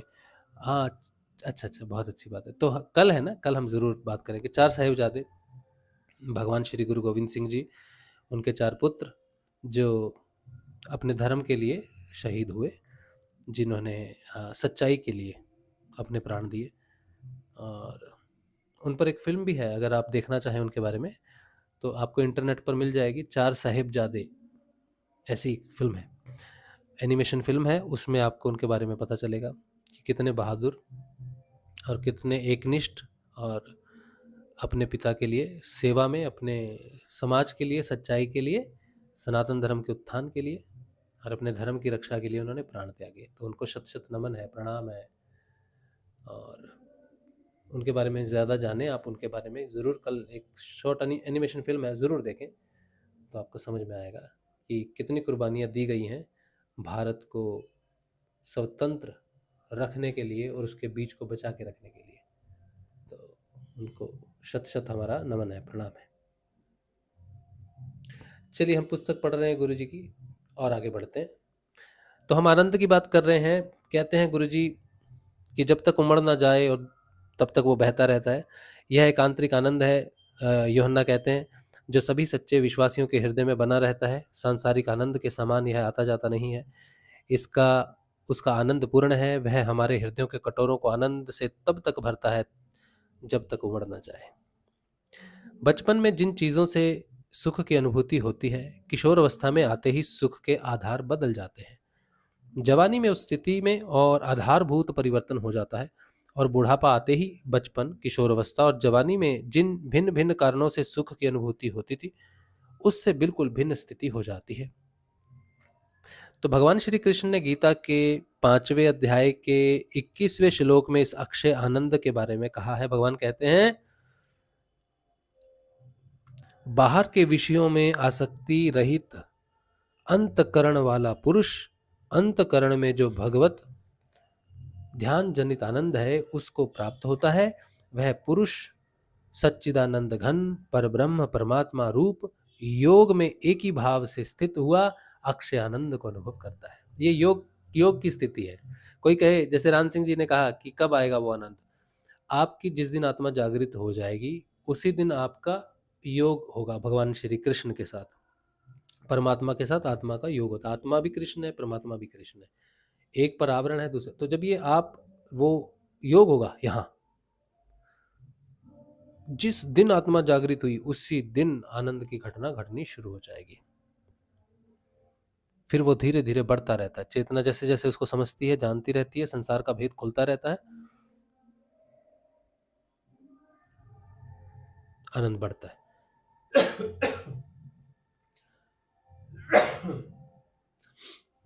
ठीक है, चलिए। अच्छा, ये है 5वें अध्याय का 21वें श्लोक। इसके बाद गुरु जी कहते हैं, परंतु इस युग का मानव इसे असंभव मानता है। युग के गुण धर्म ने संसार में इतना घोर अंधकार व्याप्त कर रखा है कि सबकी बुद्धि भ्रमित हो रही है। अपने ही धर्म के संतों की बात पर लोगों को विश्वास नहीं हो रहा है। मैं जब नाम कुमारी की बात करता हूं तो लोगों को विश्वास ही नहीं होता है। मैं देख रहा हूं कि मेरे साथ आध्यात्मिक सत्संग करने वाले लोगों को इस अक्षय आनंद की अनुभूति चंद दिनों में ही होने लगती है। सांसारिक सभी नशों का आनंद इसके सामने तुच्छ है, अतः सभी प्रकार के नशों से हमेशा हमेशा के लिए छुटकारा मिल रहा है। यह एक प्रत्यक्ष सत्य है। हमें शुरुआत में बियर पीने का बहुत शौक था, सिगरेट का भी हमें थोड़ा शौक था। सिगरेट हम पी नहीं पाए, लेकिन हम, क्योंकि सिगरेट इसलिए नहीं पी पाए कि हमको 2001 में ही हमको कोलाइटिस हो गया था, बड़ी आंत का अल्सर। तो सिगरेट खाते तो वो और भी गंभीर रूप ले सकता था। और शराब भी हम पीते थे। क्लास 10 में हमने पहली बार शराब पी। एक दोस्त की बहन की शादी में उन्होंने हमें ज़बरदस्ती पिला दी। और हमारे जो मित्र थे बड़े बदमाश थे, बदमाश हम भी थे, क्योंकि बदमाशों के मित्र बदमाश ही होते हैं ना, बदमाश मतलब बदमाशी करने वाले। तो वो हमें स्कूल से भगा के ले जाते थे। हमारे पास तो उतना पैसा होता नहीं था, उन लोग के पास थोड़ा, उनके पिताजी वो ये थे, क्या बोलते उसको, ये जो बनिए होते ना, बनिए बनिए थे, वो दुकानें थी उनकी, तो उनके पास धन रहता था, तो वो हमें भगा के ले जाते थे स्कूल से। अच्छा, उनका एक ही लक्ष्य होता था कि बिगाड़ना है, किसी को पकड़ के बिगाड़ना है। उनका शुद्ध लक्ष्य था ये कि किसको पकड़ें जो शराब या सिगरेट नहीं पीता। क्लास 9 और 10 की बात बता रहा हूँ मैं आपको, पंजाब में उस समय नशों का शुरुआत हुई थी पंजाब में। तो उनका एक ही लक्ष्य था कि इसको बिगाड़ना है, तो वो हमको भगा के ले जाते थे और एक कोल्ड ड्रिंक की बोतल देते थे, माजा या फिर कोई लिम्का या जो भी आपको पसंद हो, और एक सिगरेट। बोलते थे सिगरेट पियो, ठंडा माजा पियो, देख आनंद। तो हमने कहा अच्छा, इसमें आनंद आता है। तो हमने सिगरेट पी, माजा पिया, हमको कोई मजा नहीं आया वैसे, लेकिन अब मित्र हैं, मित्र कहेंगे हाँ हाँ एक और ले, दो ले, तो इस तरह से चलता है काम। तो हमको सिगरेट की थोड़ी सी आदत हो गई। तो कॉलेज में गए, अब कॉलेज में तो थोड़ी छूट होती है, तब हम इतनी नहीं पीते थे। कभी पी ली, महीने में एक बार किसी ने ज़बरदस्ती पिला ली, अपनी इच्छा से नहीं पीते थे कभी। +2 तक हमने, फिर वो क्लास 10 के बाद हम कॉलेज चले गए। कॉलेज में हमने सिगरेट विगरेट ये सब का नशा नहीं था, हमको पढ़ाई का नशा हो गया। तब पढ़ाई की हमने बहुत अच्छे से, और इंजीनियरिंग में चले गए, तब भी हमें थोड़ा शराब किसी ने पिला दी, बियर पिला दी। कॉलेज में जाते ही दोस्तों ने शराब के ढक्कन खोल दिए, बियर के ढक्कन खोल दिए। तो जिसका जन्मदिन, अब किसी ना किसी का जन्मदिन चला ही रहता है, वो इतने बच्चे हैं हॉस्टल में, किसी ना किसी का जन्मदिन है। तो शराब चल रही है, बियर चल रही है, सिगरेट चल रही है। फिर 1 साल तो हमने थोड़ा बहुत खाया, हमको कभी टेस्ट नहीं लगा उसका। दोस्तों के साथ बैठ तो जाते थे हम, जब पीते थे बियर, हम बोलते थे इतनी कड़वी चीज़ है ये, बियर इतनी कड़वी है, शराब इतनी कड़वी है, क्या मजा आ रहा है तुमको। अगर ये अंदर अंदर बोलते थे, बाहर बोलते तो बहुत इंसल्ट हो जाती ना, लोग कहते तू बच्चा है ना, डर लगता ना ये सारी चीज़ें, तू बच्चा है, तुझे क्या पता, ये चीज़ है, ये चीज़ है। फिर हमको जब बियर का नशा आने लग गया, तो सिर हल्का हल्का ऐसे रहता था, बड़ा कोई टेंशन सी नहीं लगती थी, कल एग्ज़ाम है या कुछ है, तो हल्का नशा सिर में रहता था, और वो नशा अच्छा लगने लग गया। अब हम बियर को टेस्ट के लिए नहीं पी रहे थे, नशे के लिए पी रहे थे। तब हमको समझ में आया कि शराब और बियर को कोई टेस्ट के लिए नहीं पीता है, जैसे कोल्ड ड्रिंक हम टेस्ट के लिए पीते हैं, ये नशे के लिए पी जाती है, जो आफ्टर इफेक्ट जो होता है उसका। फिर हम बीमार हो गए। अब हम बीमार हो गए तो हमारा शराब नहीं हम पी सकते, ना ही हम सिगरेट पी सकते। तो हमारी बीमारी ने हमें नशेड़ी होने से वहाँ बचाया, लेकिन हमारे मन में ये था कि यार सिगरेट पीनी है। तो फिर हम काफ़ी सालों तक, कभी कभी मन होता था, बहुत हमारे जीवन में घटनाएं घटी जब हम बहुत उदास होते थे, तो हम सिगरेट पीते थे। और सिगरेट पीते समय जितनी देर हम सिगरेट पीते थे, उतनी देर हमें ये लगता था कि हम हीरो हैं, पता नहीं क्या होता था, लेकिन जितनी देर सिगरेट पीते थे उतनी देर जो रियल हमारे जीवन का जो दुख है ना, उसको हम उतनी देर तक सोचते कि अब कुछ करना नहीं है सिगरेट पीने के सिवा, इतनी देर के लिए हम मुक्त हैं अपनी मुसीबत से। तब हमें समझ में आया कि सिगरेट और शराब व्यक्ति को अपनी समस्याओं से उतने समय के लिए मुक्त कर देती है। फिर जब ये शराब छूटी गुरुजी ने 2019 में, हम बियर लेके आए, रम लेके आए, बियर लेके आए। बियर की बोतल आधी पी, कभी थोड़ी पी और थोड़ी रख दी तो पड़ी रह गई फ्रिज में, पी नहीं गई, इच्छा ही नहीं हुई पीने की। और रम की बोतल बाहर पड़ी रही, एक व्यक्ति आता था, पानी वानी देता था हमारे घर में, वो देखता था, बोल रहा यार आप पीते नहीं हो, रखी हुई है। मैंने कहा आप पीते हो? "हाँ, ले जाओ, आप ले जाओ", तो ले गया। उसके बाद कभी दारू नहीं है। 2019 फिर हमें 2022 में शायद हमें एक बहुत बड़ी पार्टी में जाने का मौका मिला। पार्टी में गए, पार्टी में खाना पीना बहुत चल रहा था, सब कुछ फैशन शो था, वो लेदर फैशन शो था। तो उसमें हम गए, तो वहाँ पर हमारी इच्छा हुई बड़ी कि बड़े दिन हो गए हमने बियर नहीं पी, इच्छा हुई, तो हमने कहा हमें एक बियर दीजिए। जैसे ही मैंने कहा और मेरी मन में हुई इच्छा कि मैं बियर पीऊँ, आप यकीन मानो, मैं ये घटना आपको बता रहा हूँ, आप यकीन मानो कि मेरे को शांभवी मुद्रा लगी और मेरा सिर घूमने लग गया नशे में। ये नशा मैं जानता था कि बियर पीने के बाद ऐसा नशा आता है, लेकिन बियर मन बनाते ही वो मेरे को इतना नशा हो गया वहां पर। मैंने कहा अगर मैं गिर जाऊं यहाँ तो क्या होगा, मैं तो किसी के साथ आया भी नहीं हूँ। तो उसने बियर भर दी, और बियर का छोटा गिलास नहीं, बियर का इतना बड़ा गिलास भर दिया उसने। अब मैं देख के हैरान, मैंने कहा भाई इतनी बियर कौन पिएगा। तो अब ऑर्डर कर दिया, अब कुछ कर नहीं सकते। फ्री में, अच्छा ये सब फ्री में, पैसे नहीं देने थे, क्योंकि वो एंट्री टिकट 2000 रुपये की ले रखी थी। तो उसने हमें दिया। अब जब तक हमने बियर का एक सिप नहीं पिया, तब तक मेरा सिर घूम रहा था नशे से।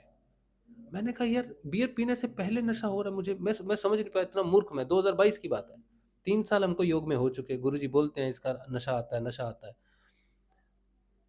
और जैसे ही मैंने बियर का पहला घूंट पिया, जो नशा मुझे चढ़ा हुआ था गायब हो गया। जो मेरा सिर हल्का हल्का आनंद में घूम रहा था, इतना नशा मैंने उससे पहले कभी महसूस नहीं किया था। बियर का एक घूंट पीते ही वो नशा गायब हो गया, बिल्कुल सोबर हो गया मैं। मैंने कहा ये क्या, बियर का एक सिप पीते ही मेरा स्थिर हो गया सब कुछ, कुछ नहीं घूम रहा, कुछ नहीं नशा हो रहा, सब नॉर्मल हो गया। फिर मैंने 2 घूंट 3 घूंट, फिर मैंने इतनी सी बियर ऊपर से पी ली, और जैसे जैसे मैं बियर को पीता रहा मैं और भी स्थिर होता गया। मैंने कहा यार ये क्या चक्कर है, बियर पीने से तो नशा होता है, मेरा उतर रहा क्यों। और मुझसे वो बियर पी नहीं गई। मैंने वो, कोई देख ना ले कि बोले, कोई कहता नहीं है कुछ भी, वो तो हमने पैसे दिए हुए इसके, हम छोड़े फेंके, फिर भी मैंने उसको साइड में रख दिया है। और फिर मैं टैक्सी में जब वापस आ रहा था, फिर मेरे को पहली बार गुरुदेव जी की बात समझ में आई कि बिना पिए नशा चढ़ता है ना आपको, तो पीने की जरूरत नहीं, क्योंकि पीने से वो नशा उल्टा उतर जाता है। नाम का नशा, अगर आप नशा करोगे शराब का, सिगरेट का, किसी का भी नशा करोगे, तो नाम का नशा उतर जाता है। दोनों नशे एक साथ नहीं चलते। वो गुरुजी की वो बात मैंने अपने जीवन में महसूस की है कि दो नशे एक साथ चलते ही नहीं है। अब आपका चुनाव है कि आपको कौन सा नशा चाहिए। अब चुनाव है बिल्कुल सामने, और मैंने चुनाव किया कि ये बियर तो कड़वी है, और इसका नशा तो वैसा नहीं है, रक्षा नहीं करेगा तो उल्टा मारेगा मुझे। वो दिन है और आज का दिन है। हमारी ना तो इच्छा है, कुछ भी हो जाए हमको उसके प्रति पूरी, नशे के प्रति कोई इच्छा कुछ भी नहीं है ना। पहली बार गुरुजी की वो बात सिद्ध हो गई कि दोनों नशे एक साथ नहीं चलते, एक छूट जाता है। तो मेरा नशा छूट गया। सिगरेट के लिए फिर मैंने 1-2 बार प्रयास किए, सिगरेट से भी वही हालत हुई। सिगरेट पीने से अब घबराहट होने लग गई। पहले शांति मिलती थी सिगरेट पीने से, अब घबराहट होने लग गई। उसको भी छोड़ दिया। बिल्कुल सच्ची और सही बात है, नाम का नशा होता है और दोनों नशे एक साथ नहीं चलते। अगर आपको नाम का नशा आया तो बाकी सब नशे उसके आगे फीके पड़ जाते हैं और उनसे मुक्ति मिलती है। ये सत्य है, सत्य है, सत्य है, मेरे साक्षात्कार में है।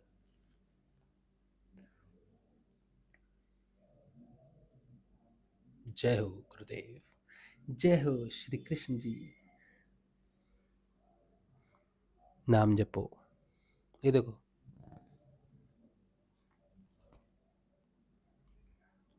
सब लोग नाम जपो। मेरे नशे से बढ़कर कोई नशा नहीं है।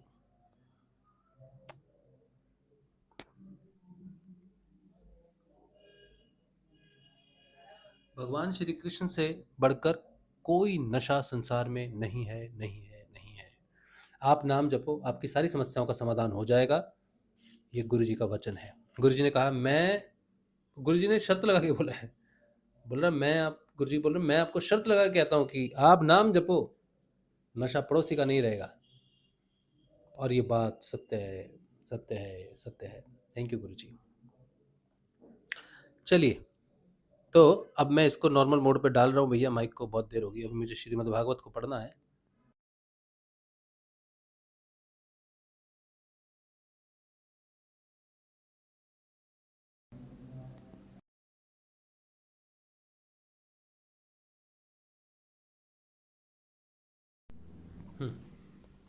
अब ये नॉर्मल मोड पे, वैसे आवाज़ कम है बाहर से।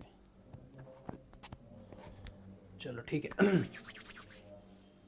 शुरू करें आज का अध्ययन श्रीमद् भागवत का।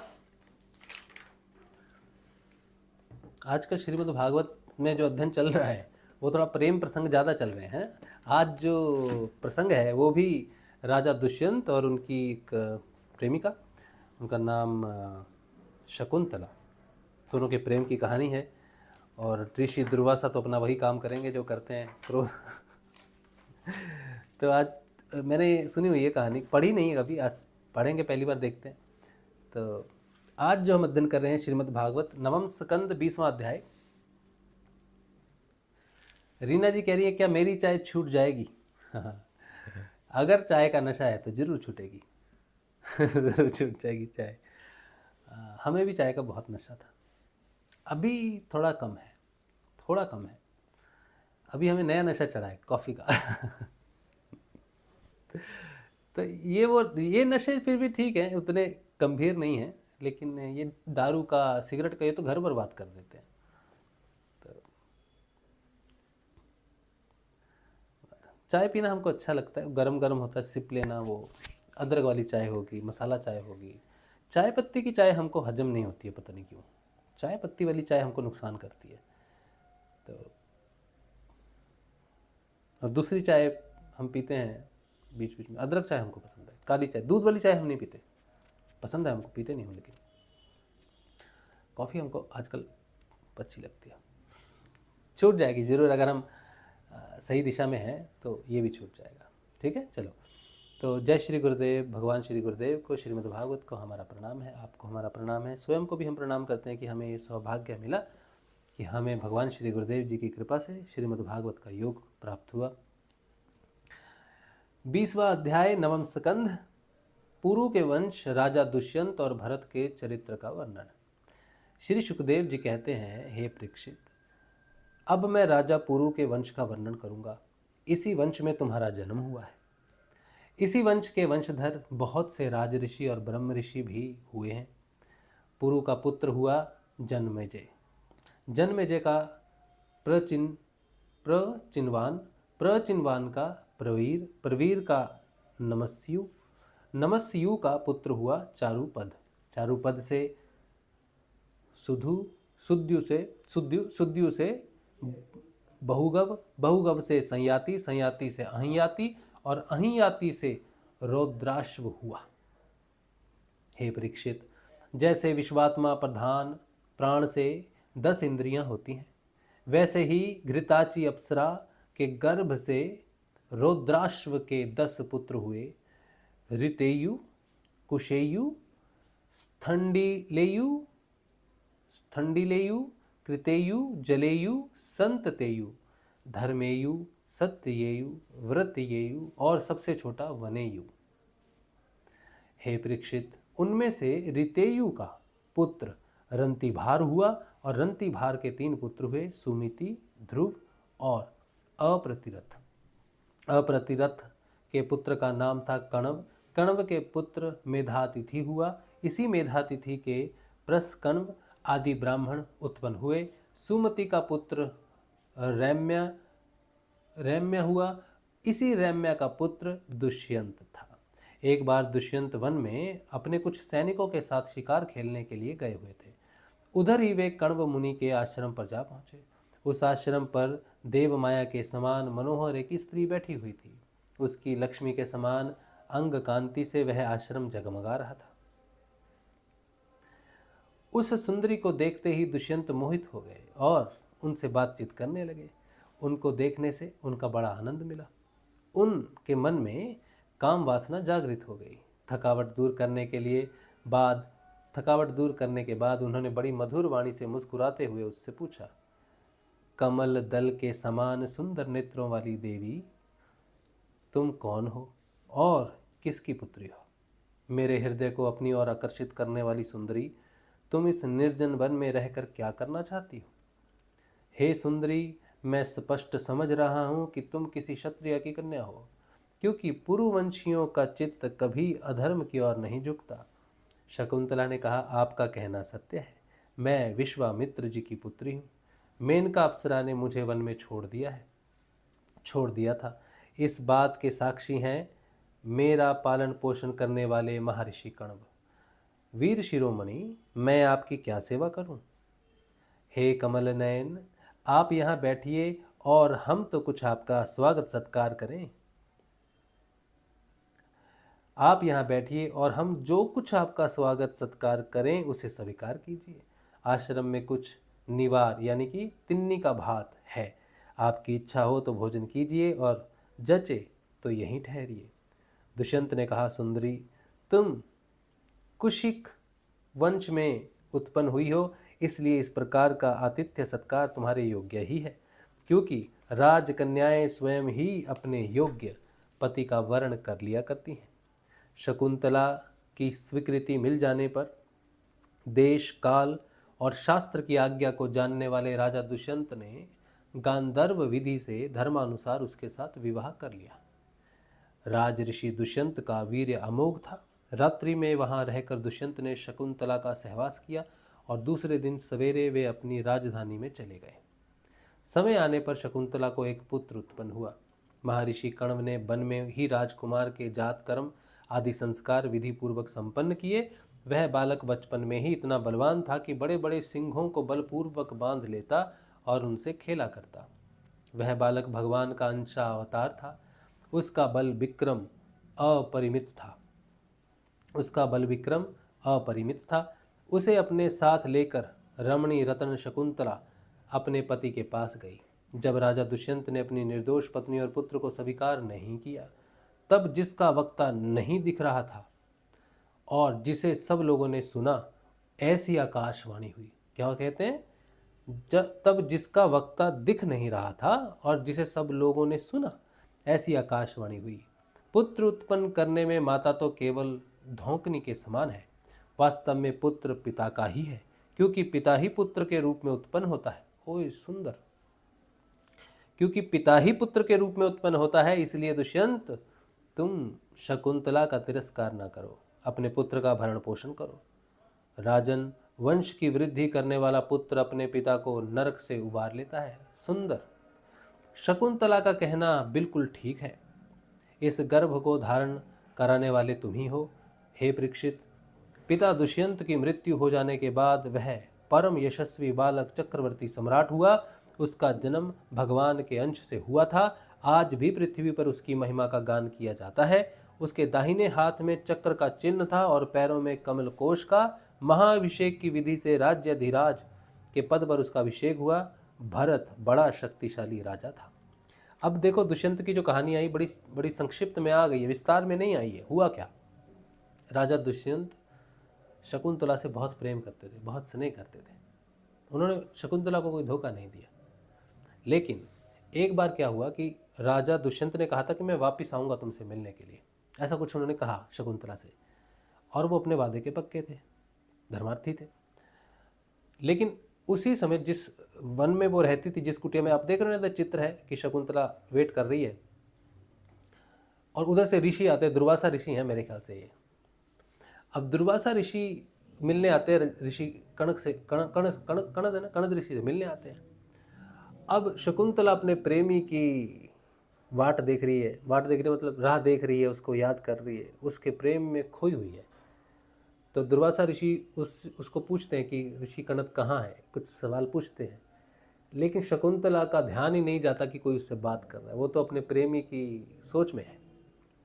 तो दुर्वासा एक बार दो बार पूछते हैं। अब कौन से ऋषि हैं जिनका नाम क्या है, मैं दुर्वासा बोल रहा हूँ क्योंकि महाराज दुर्वासा ही ऐसे जाने जाते हैं क्रोध करने के लिए, और भी ऋषि हो सकते हैं, मेरे को याद नहीं है उतना, तो क्षमा करें दुर्वासा ऋषि अगर आप नहीं है तो। लेकिन मैं, वो ऋषि होते हैं, बड़ा क्रोध करते हैं। तो उनको बड़ा क्रोध आता है कि मेरी बात नहीं सुन रही है, मेरा अपमान कर रही है, मैं खड़ा हूँ यहाँ पर। तो उनको, शकुंतला को श्राप दे देते हैं, कहते हैं जिसकी सोच में तू खोई है, जिसकी सोच के कारण तूने मेरी बात नहीं सुनी है, मेरी तरफ ध्यान भी तेरा नहीं गया, तू इतनी मगन है उसकी सोच में, वो तुझे भूल जाएगा। अब वो श्राप देके चले भी जाते हैं। शकुंतला को फिर भी पता नहीं है कि मुझे श्राप मिल चुका है ऋषि से। शकुंतला इस बात से अनभिज्ञ है। अब ये कंफ्यूजन हो जाती है कि अब वो किसके ख्याल में थी, वो दुष्यंत के ख्याल में थी। अब दुष्यंत उसको भूल जाता है, ऋषि के शाप के कारण भूल जाता है। अब ये बात इसको पता नहीं है, शकुंतला को, इसीलिए मिसअंडरस्टैंडिंग होती है। वो कहता मेरा नहीं है, मैं तो तुमसे कभी मिला ही नहीं, मेरा पुत्र कैसे हो सकता है, मैं तुमसे कभी मिला नहीं हूं, तो भूल गया ना बेचारा, तो उसका दोष नहीं है। हालांकि इसमें बहुत विस्तृत रूप से नहीं आया, इसीलिए आपको ऐसा सुनने में लगेगा। तो फिर आकाशवाणी होकर उसे बताया जाता है कि इस तरह से श्राप मिला था, शकुंतला तुम्हारे प्रेम में, तुम्हारे ख्यालों में थी, और उसे मालूम भी नहीं है कि उसे श्राप मिला हुआ है। तो फिर जाके राजा दुष्यंत को, और उसको वो एक श्राप, कणद ऋषि बोलते हैं कि आपने क्यों उस बच्ची को श्राप दे दिया, उस बच्ची का क्या दोष था। तो उसके कहने पर बोला ठीक है, इस श्राप का थोड़ा सा, श्राप बोलते हैं, मैं श्राप बोलता हूँ, श्राप से थोड़ा शोधन कर देते हैं, तो उसको याद आ जाएगा तब जब कोई अंगूठी या कुछ ऐसी चीज़ होती है। जब ये अंगूठी जो है, ये अंगूठी उसके पास पहुंच जाएगी, जो निशानी देता है शकुंतला को दुष्यंत, ये अंगूठी जब उसके पास आ जाएगी, ये अंगूठी को देख लेगा तो ये सब कुछ याद है। अब वो अंगूठी पानी में गिर जाती है। शकुंतला जब मिलने जाती है दुष्यंत से, वो अंगूठी कहीं पानी में गिर जाती है, किसी मछली में चली जाती है, ऐसा कुछ है। तो वो अंगूठी, इस तरह से कहानी है जैसी जैसी भी है, तो वो अंगूठी उस समय उनके सामने आती है, और वो याद, यहाँ पर आकाशवाणी से संबोधित किया गया, आकाशवाणी होती है, लेकिन एक चित्र कथा में वो अंगूठी के हिसाब से शायद कुछ निशानी होती है, और फिर उन्हें याद आता है। तो इनकी प्रेम कहानी है, और बड़ी सुंदर प्रेम कहानी है, और शिक्षा यही देती है कि प्रेम सच्चा हो तो सच्चा हो और विधिवत हो। आपकी शादी हो चुकी है, उसके बाद किसी दूसरे पुरुष को आप अपना दिल दे दो, तो ये सही बात नहीं है। आपकी शादी हो चुके हो और किसी दूसरी स्त्री को आप अपना हृदय दे दो, ये सही बात नहीं है। ऐसे प्रेम कभी पूर्ण नहीं होते। अपने पति के प्रति, अपनी पत्नी के प्रति, अपनी प्रेमिका के प्रति, एक प्रेमिका प्रति सत्य रहना चाहिए, तब जरूर जीत होती है, विजय होती है सच्चे प्रेम की। धोखा देने वाले की कभी विजय नहीं होती। चलो, तो ये बात है। अच्छा, अब उनका बेटा हुआ भरत। भरत ने ममता के पुत्र दीर्घतमा मुनि को पुरोहित बनाकर गंगा तट पर, गंगा सागर से लेकर गंगोतीर्य पर्यंत 55 पवित्र अश्वमेध यज्ञ किए, और इसी प्रकार यमुना तट पर भी प्रयाग से लेकर यमुनोत्री तक उन्होंने 78 अश्वमेध यज्ञ किए। इन सभी यज्ञों में उन्होंने अपार धन राशि का दान किया था। दुष्यंत कुमार भरत का यज्ञ अग्नि स्थापन बड़े ही उत्तम गुण वाले स्थान में किया गया था। उस स्थान में भरत ने इतनी गौएं दान दी थी। विश्वामित्र ऋषि थे। विश्वामित्र ने पक्का? अच्छा, मुझे लगा दुर्वासा ऋषि। विश्वामित्र तो उतने क्रोध नहीं करते। अच्छा ठीक है, हम चेक करेंगे, कल करेक्शन कर देंगे हम, ठीक है।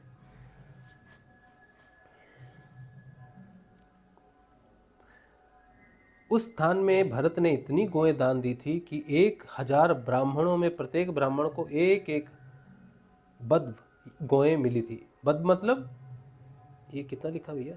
13084 13,084 गांव मिली थी। 13 नहीं भैया, ये 9 है। 3 5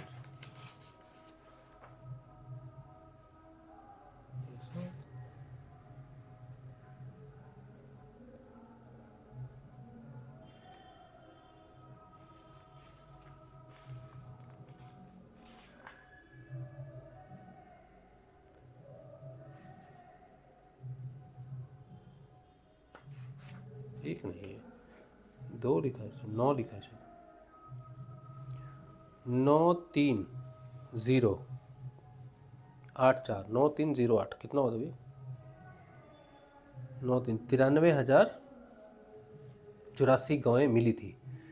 और ये लिखा है, और 25-26 इस प्रकार राजा भरत ने, वो सूत्र है 25-26, इस प्रकार राजा भरत ने इन यज्ञों में 133 घोड़े बांधकर समस्त नरपतियों को असीम आश्चर्य में डाल दिया था।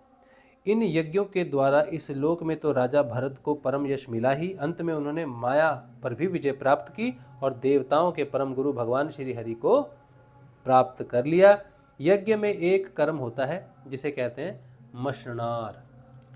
उसमें भरत ने स्वर्ण से विभूषित श्वेत दांतों वाले तथा काले रंग के 14 लाख हाथी दान किए। स्वर्ण से विभूषित श्वेत दांत वाले तथा काले रंग के 14 लाख हाथी दान किए। भरत ने जो महान कर्म किए वह ना तो पहले कोई राजा कर सका था और ना तो आगे ही कोई कर सकेगा। क्या कभी कोई हाथ से स्वर्ग को छू सकता है? भरत ने दिग्विजय के समय किरात, हूण, यवन, अंध्र, कंक, खश, शक और मलेच्छादि समस्त ब्राह्मण द्रोही राजाओं को मार डाला। पहले युग में बलवान असुरों ने देवताओं पर विजय प्राप्त कर ली थी और वे रसातल में रहने लगे थे। उस समय वे बहुत सी देवांगनाओं को रसातल में ले गए थे। राजा भरत ने फिर से उन्हें छुड़ा दिया। उनके राज्य में पृथ्वी और आकाश प्रजा की सारी आवश्यकताएं पूर्ण कर देते थे। भरत ने 27,000 वर्ष तक समस्त दिशाओं का एक छत्र शासन किया। अंत में सार्वभौम सम्राट भरत ने यही निश्चय किया कि लोकपालों को भी चकित कर देने वाला ऐश्वर्य, सार्वभौम संपत्ति, अखंड शासन और यह जीवन भी मिथ्या ही है। यह निश्चय करके वे संसार से उदासीन हो गए। हे परीक्षित, विदर्भ राज की 3 कन्याएं सम्राट भरत की पत्नियां थीं। वे उनका बड़ा आदर भी करते थे, परंतु जब भरत ने उनसे कह दिया कि तुम्हारे पुत्र मेरे अनुरूप नहीं हैं, तब वे डर गईं कि कहीं सम्राट हमें त्याग न दे। इसलिए उन्होंने अपने बच्चों को मार डाला। इस प्रकार सम्राट भरत का वंश विथित अर्थात विच्छिन्न होने लगा। तब उन्होंने संतान के लिए मरुत्स्तोम नाम का यज्ञ किया। इसमें मरुदगणों ने प्रसन्न होकर भरत को भरद्वाज नाम का पुत्र दिया। भरद्वाज की उत्पत्ति का प्रसंग यह है कि एक बार बृहस्पति जी ने अपने भाई उत्थय की गर्भवती पत्नी से मैथुन करना चाहा। बृहस्पति जी ने अपने भाई उत्थय की गर्भवती पत्नी से मैथुन करना चाहा। उस समय गर्भ में जो बालक दीर्घतमा था उसने मना किया, किंतु बृहस्पति जी ने उसकी बात पर ध्यान न दिया और उसे तू अंधा हो जा यह शाप देकर बलपूर्वक गर्भाधान कर दिया। उत्तथ्य की पत्नी तथ्य की पत्नी ममता इस बात से डर गई कि कहीं मेरे पति मेरा त्याग न कर दें, इसलिए उसने बृहस्पति जी के द्वारा होने वाले लड़के को त्याग देना चाहा। उस समय देवताओं ने गर्भस्थ शिशु के नाम का निर्वचन करते हुए यह कहा, बृहस्पति जी कहते हैं कि अरे अरे मूढ़े, यह मेरा औरस और मेरा भाई का क्षेत्रज, इस प्रकार दोनों का पुत्र द्वाज है, इसलिए तू डर मत, इसका भरण पोषण कर। इस पर ममता ने कहा, बृहस्पति, यह मेरे पति का नहीं, हम दोनों का ही पुत्र है, इसलिए तुम ही इसका भरण पोषण करो। इस प्रकार आपस में विवाद करते हुए माता पिता दोनों ही इसको छोड़कर चले गए, इसलिए इस लड़के का नाम भरद्वाज हुआ। इसका भरण पोषण कर, भरण पोषण कर, भर दोनों का पुत्र है द्वाज, इसीलिए उसका नाम भरद्वाज हुआ। देवताओं का हमारा गोत्र भरद्वाज है, वैसे जिस गोत्र में हम पैदा हुए हैं भारद्वाज गोत्र में पैदा हुए, शायद उन्हीं वही होंगे। देवताओं के द्वारा नाम का ऐसा निर्वचन होने पर भी ममता ने यही समझा कि मेरा यह पुत्र वितत अर्थात अन्याय से पैदा हुआ है, अतः उसने इस बच्चे को छोड़ दिया। अब मरुदगणों ने इसका पालन किया और जब राजा भरत का वंश नष्ट होने लगा तब उसे लाकर उनको दे दिया। यही वितित भरद्वाज भरत का दत्तक पुत्र हुआ। पता नहीं वही ऋषि है कि नहीं, पता नहीं। इसके बाद आता है 21वां अध्याय, भरत वंश का वर्णन, राजा रंति देव की कथा। ये 21वां अध्याय है, 21वां 22वां 23वां यदुवंश आ रहा है। बस 3-4 एपिसोड है इसके, उसके बाद हम दशम स्कंध में प्रवेश करेंगे। चलिए,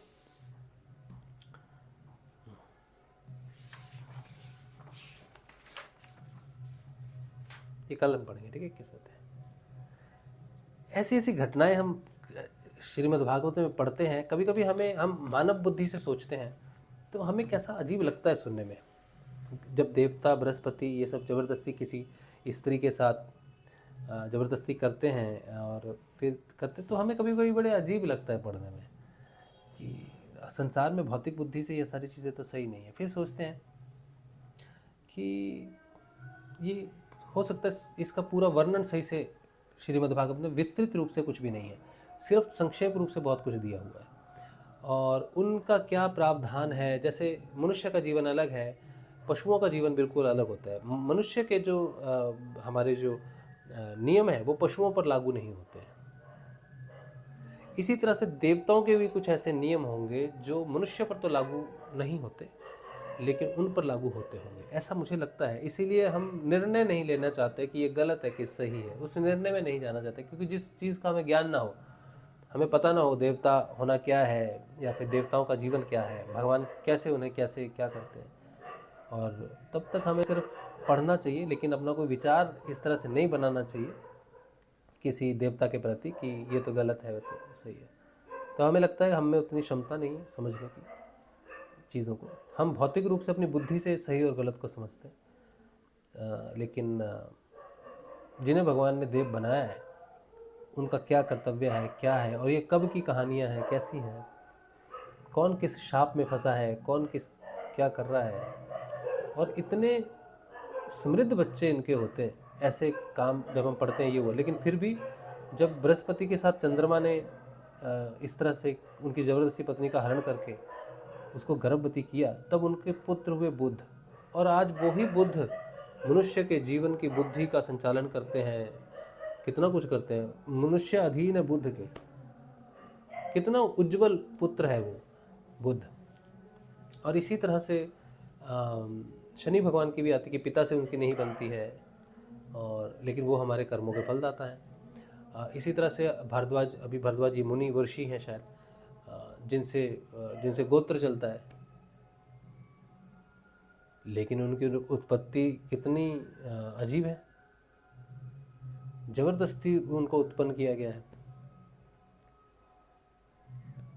भौतिक दृष्टिकोण से हम उसको सही नज़र से नहीं देखते, लेकिन वही देवताओं के जो ऋषि हुए उन्हीं से हमारे मनुष्यों के गोत्र चल रहे हैं। तो जिस तरह से पशु हमारा जीवन नहीं समझ सकते, उसी तरह से मनुष्य देवों का जीवन नहीं समझ सकते, क्योंकि वो हमें संचालित करते हैं। जिस तरह हम पशुओं को संचालित करते हैं, गाय को लाते हैं, घोड़े को लाते हैं, उसे अपनी इच्छा अनुसार चलाते हैं, खाना देते हैं, सब कुछ करते हैं, वो हम पर डिपेंड करता है। उसी तरह से मनुष्य भी देवताओं पर डिपेंड करता है कि तुम्हारे जीवन में कौन सा ग्रह चल रहा है भाई, वो ग्रह तुम्हें अच्छा फल देगा या बुरा फल देगा तुम्हारे कर्मों के आधार पर। हम उनके आश्रित हैं, तो हम उनके नियम नहीं समझ सकते। जिस तरह पशु हमारे नियम नहीं समझते कि कब उनको खाना देंगे, क्यों उनको बांधा है, उनकी सुरक्षा किस में है। तो ये बड़ी विचित्र अवस्था है। तो इस अवस्थाओं से बाहर निकलने के लिए आपकी चेतना का विकास सप्त ऋषियों से ऊपर होना पड़ेगा। सप्त ऋषियों के लोक से आपकी चेतना का विकास अगर हो जाता है ऊपर, तब आप मुक्त हो जाओगे देवों से, तब उनका प्रभाव आप पर नहीं पड़ेगा, तब कर्म फल का प्रभाव आपको नहीं भोगना पड़ेगा। कर्म तो आता ही, लेकिन फल नहीं भोगना पड़ेगा, रक्षा होगी आपकी। तब देवता आपका कुछ नहीं बिगाड़ सकते, ना आपको कुछ दे सकते हैं, ना आपसे कुछ ले सकते हैं, ना आपका भला कर सकते हैं, ना बुरा कर सकते हैं। तब आप मुक्त हो जाते हैं उनसे। तो आपको उस स्थिति से ऊपर उठना है। और देवताओं को भी अगर अपनी स्थिति से ऊपर उठना है तो उनको पहले मनुष्य में आना पड़ेगा, मनुष्य योनि से फिर अपनी देवों की स्थिति से ऊपर बढ़कर हरि को प्राप्त करना पड़ेगा। देव सीधा हरि को प्राप्त नहीं कर सकता, जैसा लग रहा है। बाकी तो भगवान ही जानते, गुरुदेव ही जानते हैं क्या सही है।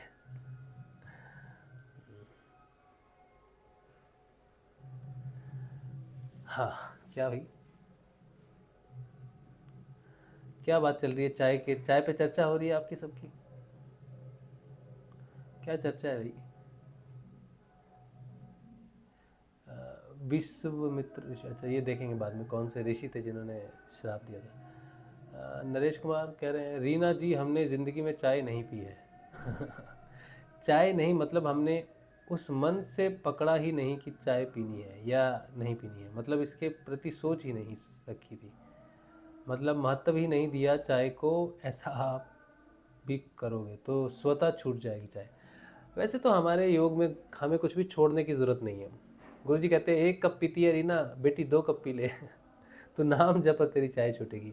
हमारे योग में कोई भी चीज़ हम अपनी इच्छा, हम अपनी शक्ति बल पर नहीं छोड़ते, हम गुरु की शक्ति को नीचे उतार कर उससे मुक्ति पाते हैं। ये सिद्ध योग का एक बहुत मुख्य चरण है, बहुत मुख्य बात है। हठ योग नहीं है नरेश भाई, इसमें समर्पण भाव है। अपनी इच्छा से हम बहुत कुछ कर सकते हैं। हमारे एक प्रिय भाई हैं, उन्होंने हमें कहा था कि आप क्यों खा रहे हो नॉनवेज, जानते हुए भी गलत है, क्यों खा रहे हो? मैं अपनी इच्छा से छोड़ सकता हूँ। अगर मैं आज प्रण कर लूँ कि मैंने नहीं खाना है नॉनवेज, तो मैं सच कहता हूँ मैं नहीं खाऊंगा जीवन भर नॉनवेज।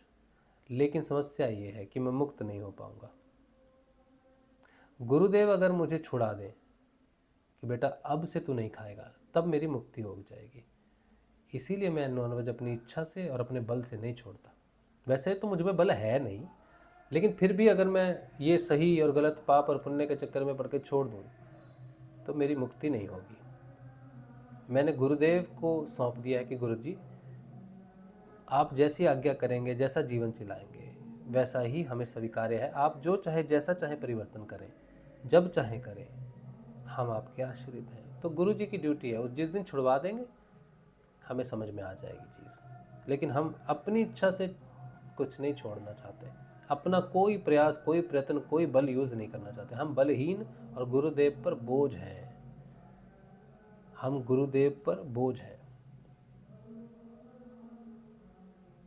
गुरुदेव को ही हमें ढोना पड़ेगा, हम में कोई क्षमता नहीं है। तो ये सोचकर हम चल रहे हैं। तो रीना जी आपको भी यही करना चाहिए। नरेश भाई अभी नए आए हैं सिद्ध योग में, तो गुरु जी की वाणी समझने में आपको थोड़ा समय लगेगा नरेश। रीना कह रही चाय नहीं तो मेरी ज़िंदगी ख़त्म। नरेश भाई ये आपने खुद ऐसा किया है, तब ऐसी आसक्ति बन गई है, इसे आदत ही बोल सकते हैं, इसके अलावा कुछ नहीं।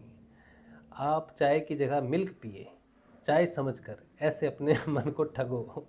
चाय का कोई विकल्प नहीं है, क्योंकि फिर नरेश क्या कहते हैं, क्योंकि आपके मन ने ही आपको ठगा है और गुलाम बना दिया है चाय के माध्यम से। इसे स्वयं देखो। फिर तो आपको हैंग कर दिया चाय ने। नहीं कोई बात नहीं, सॉल्व राइट।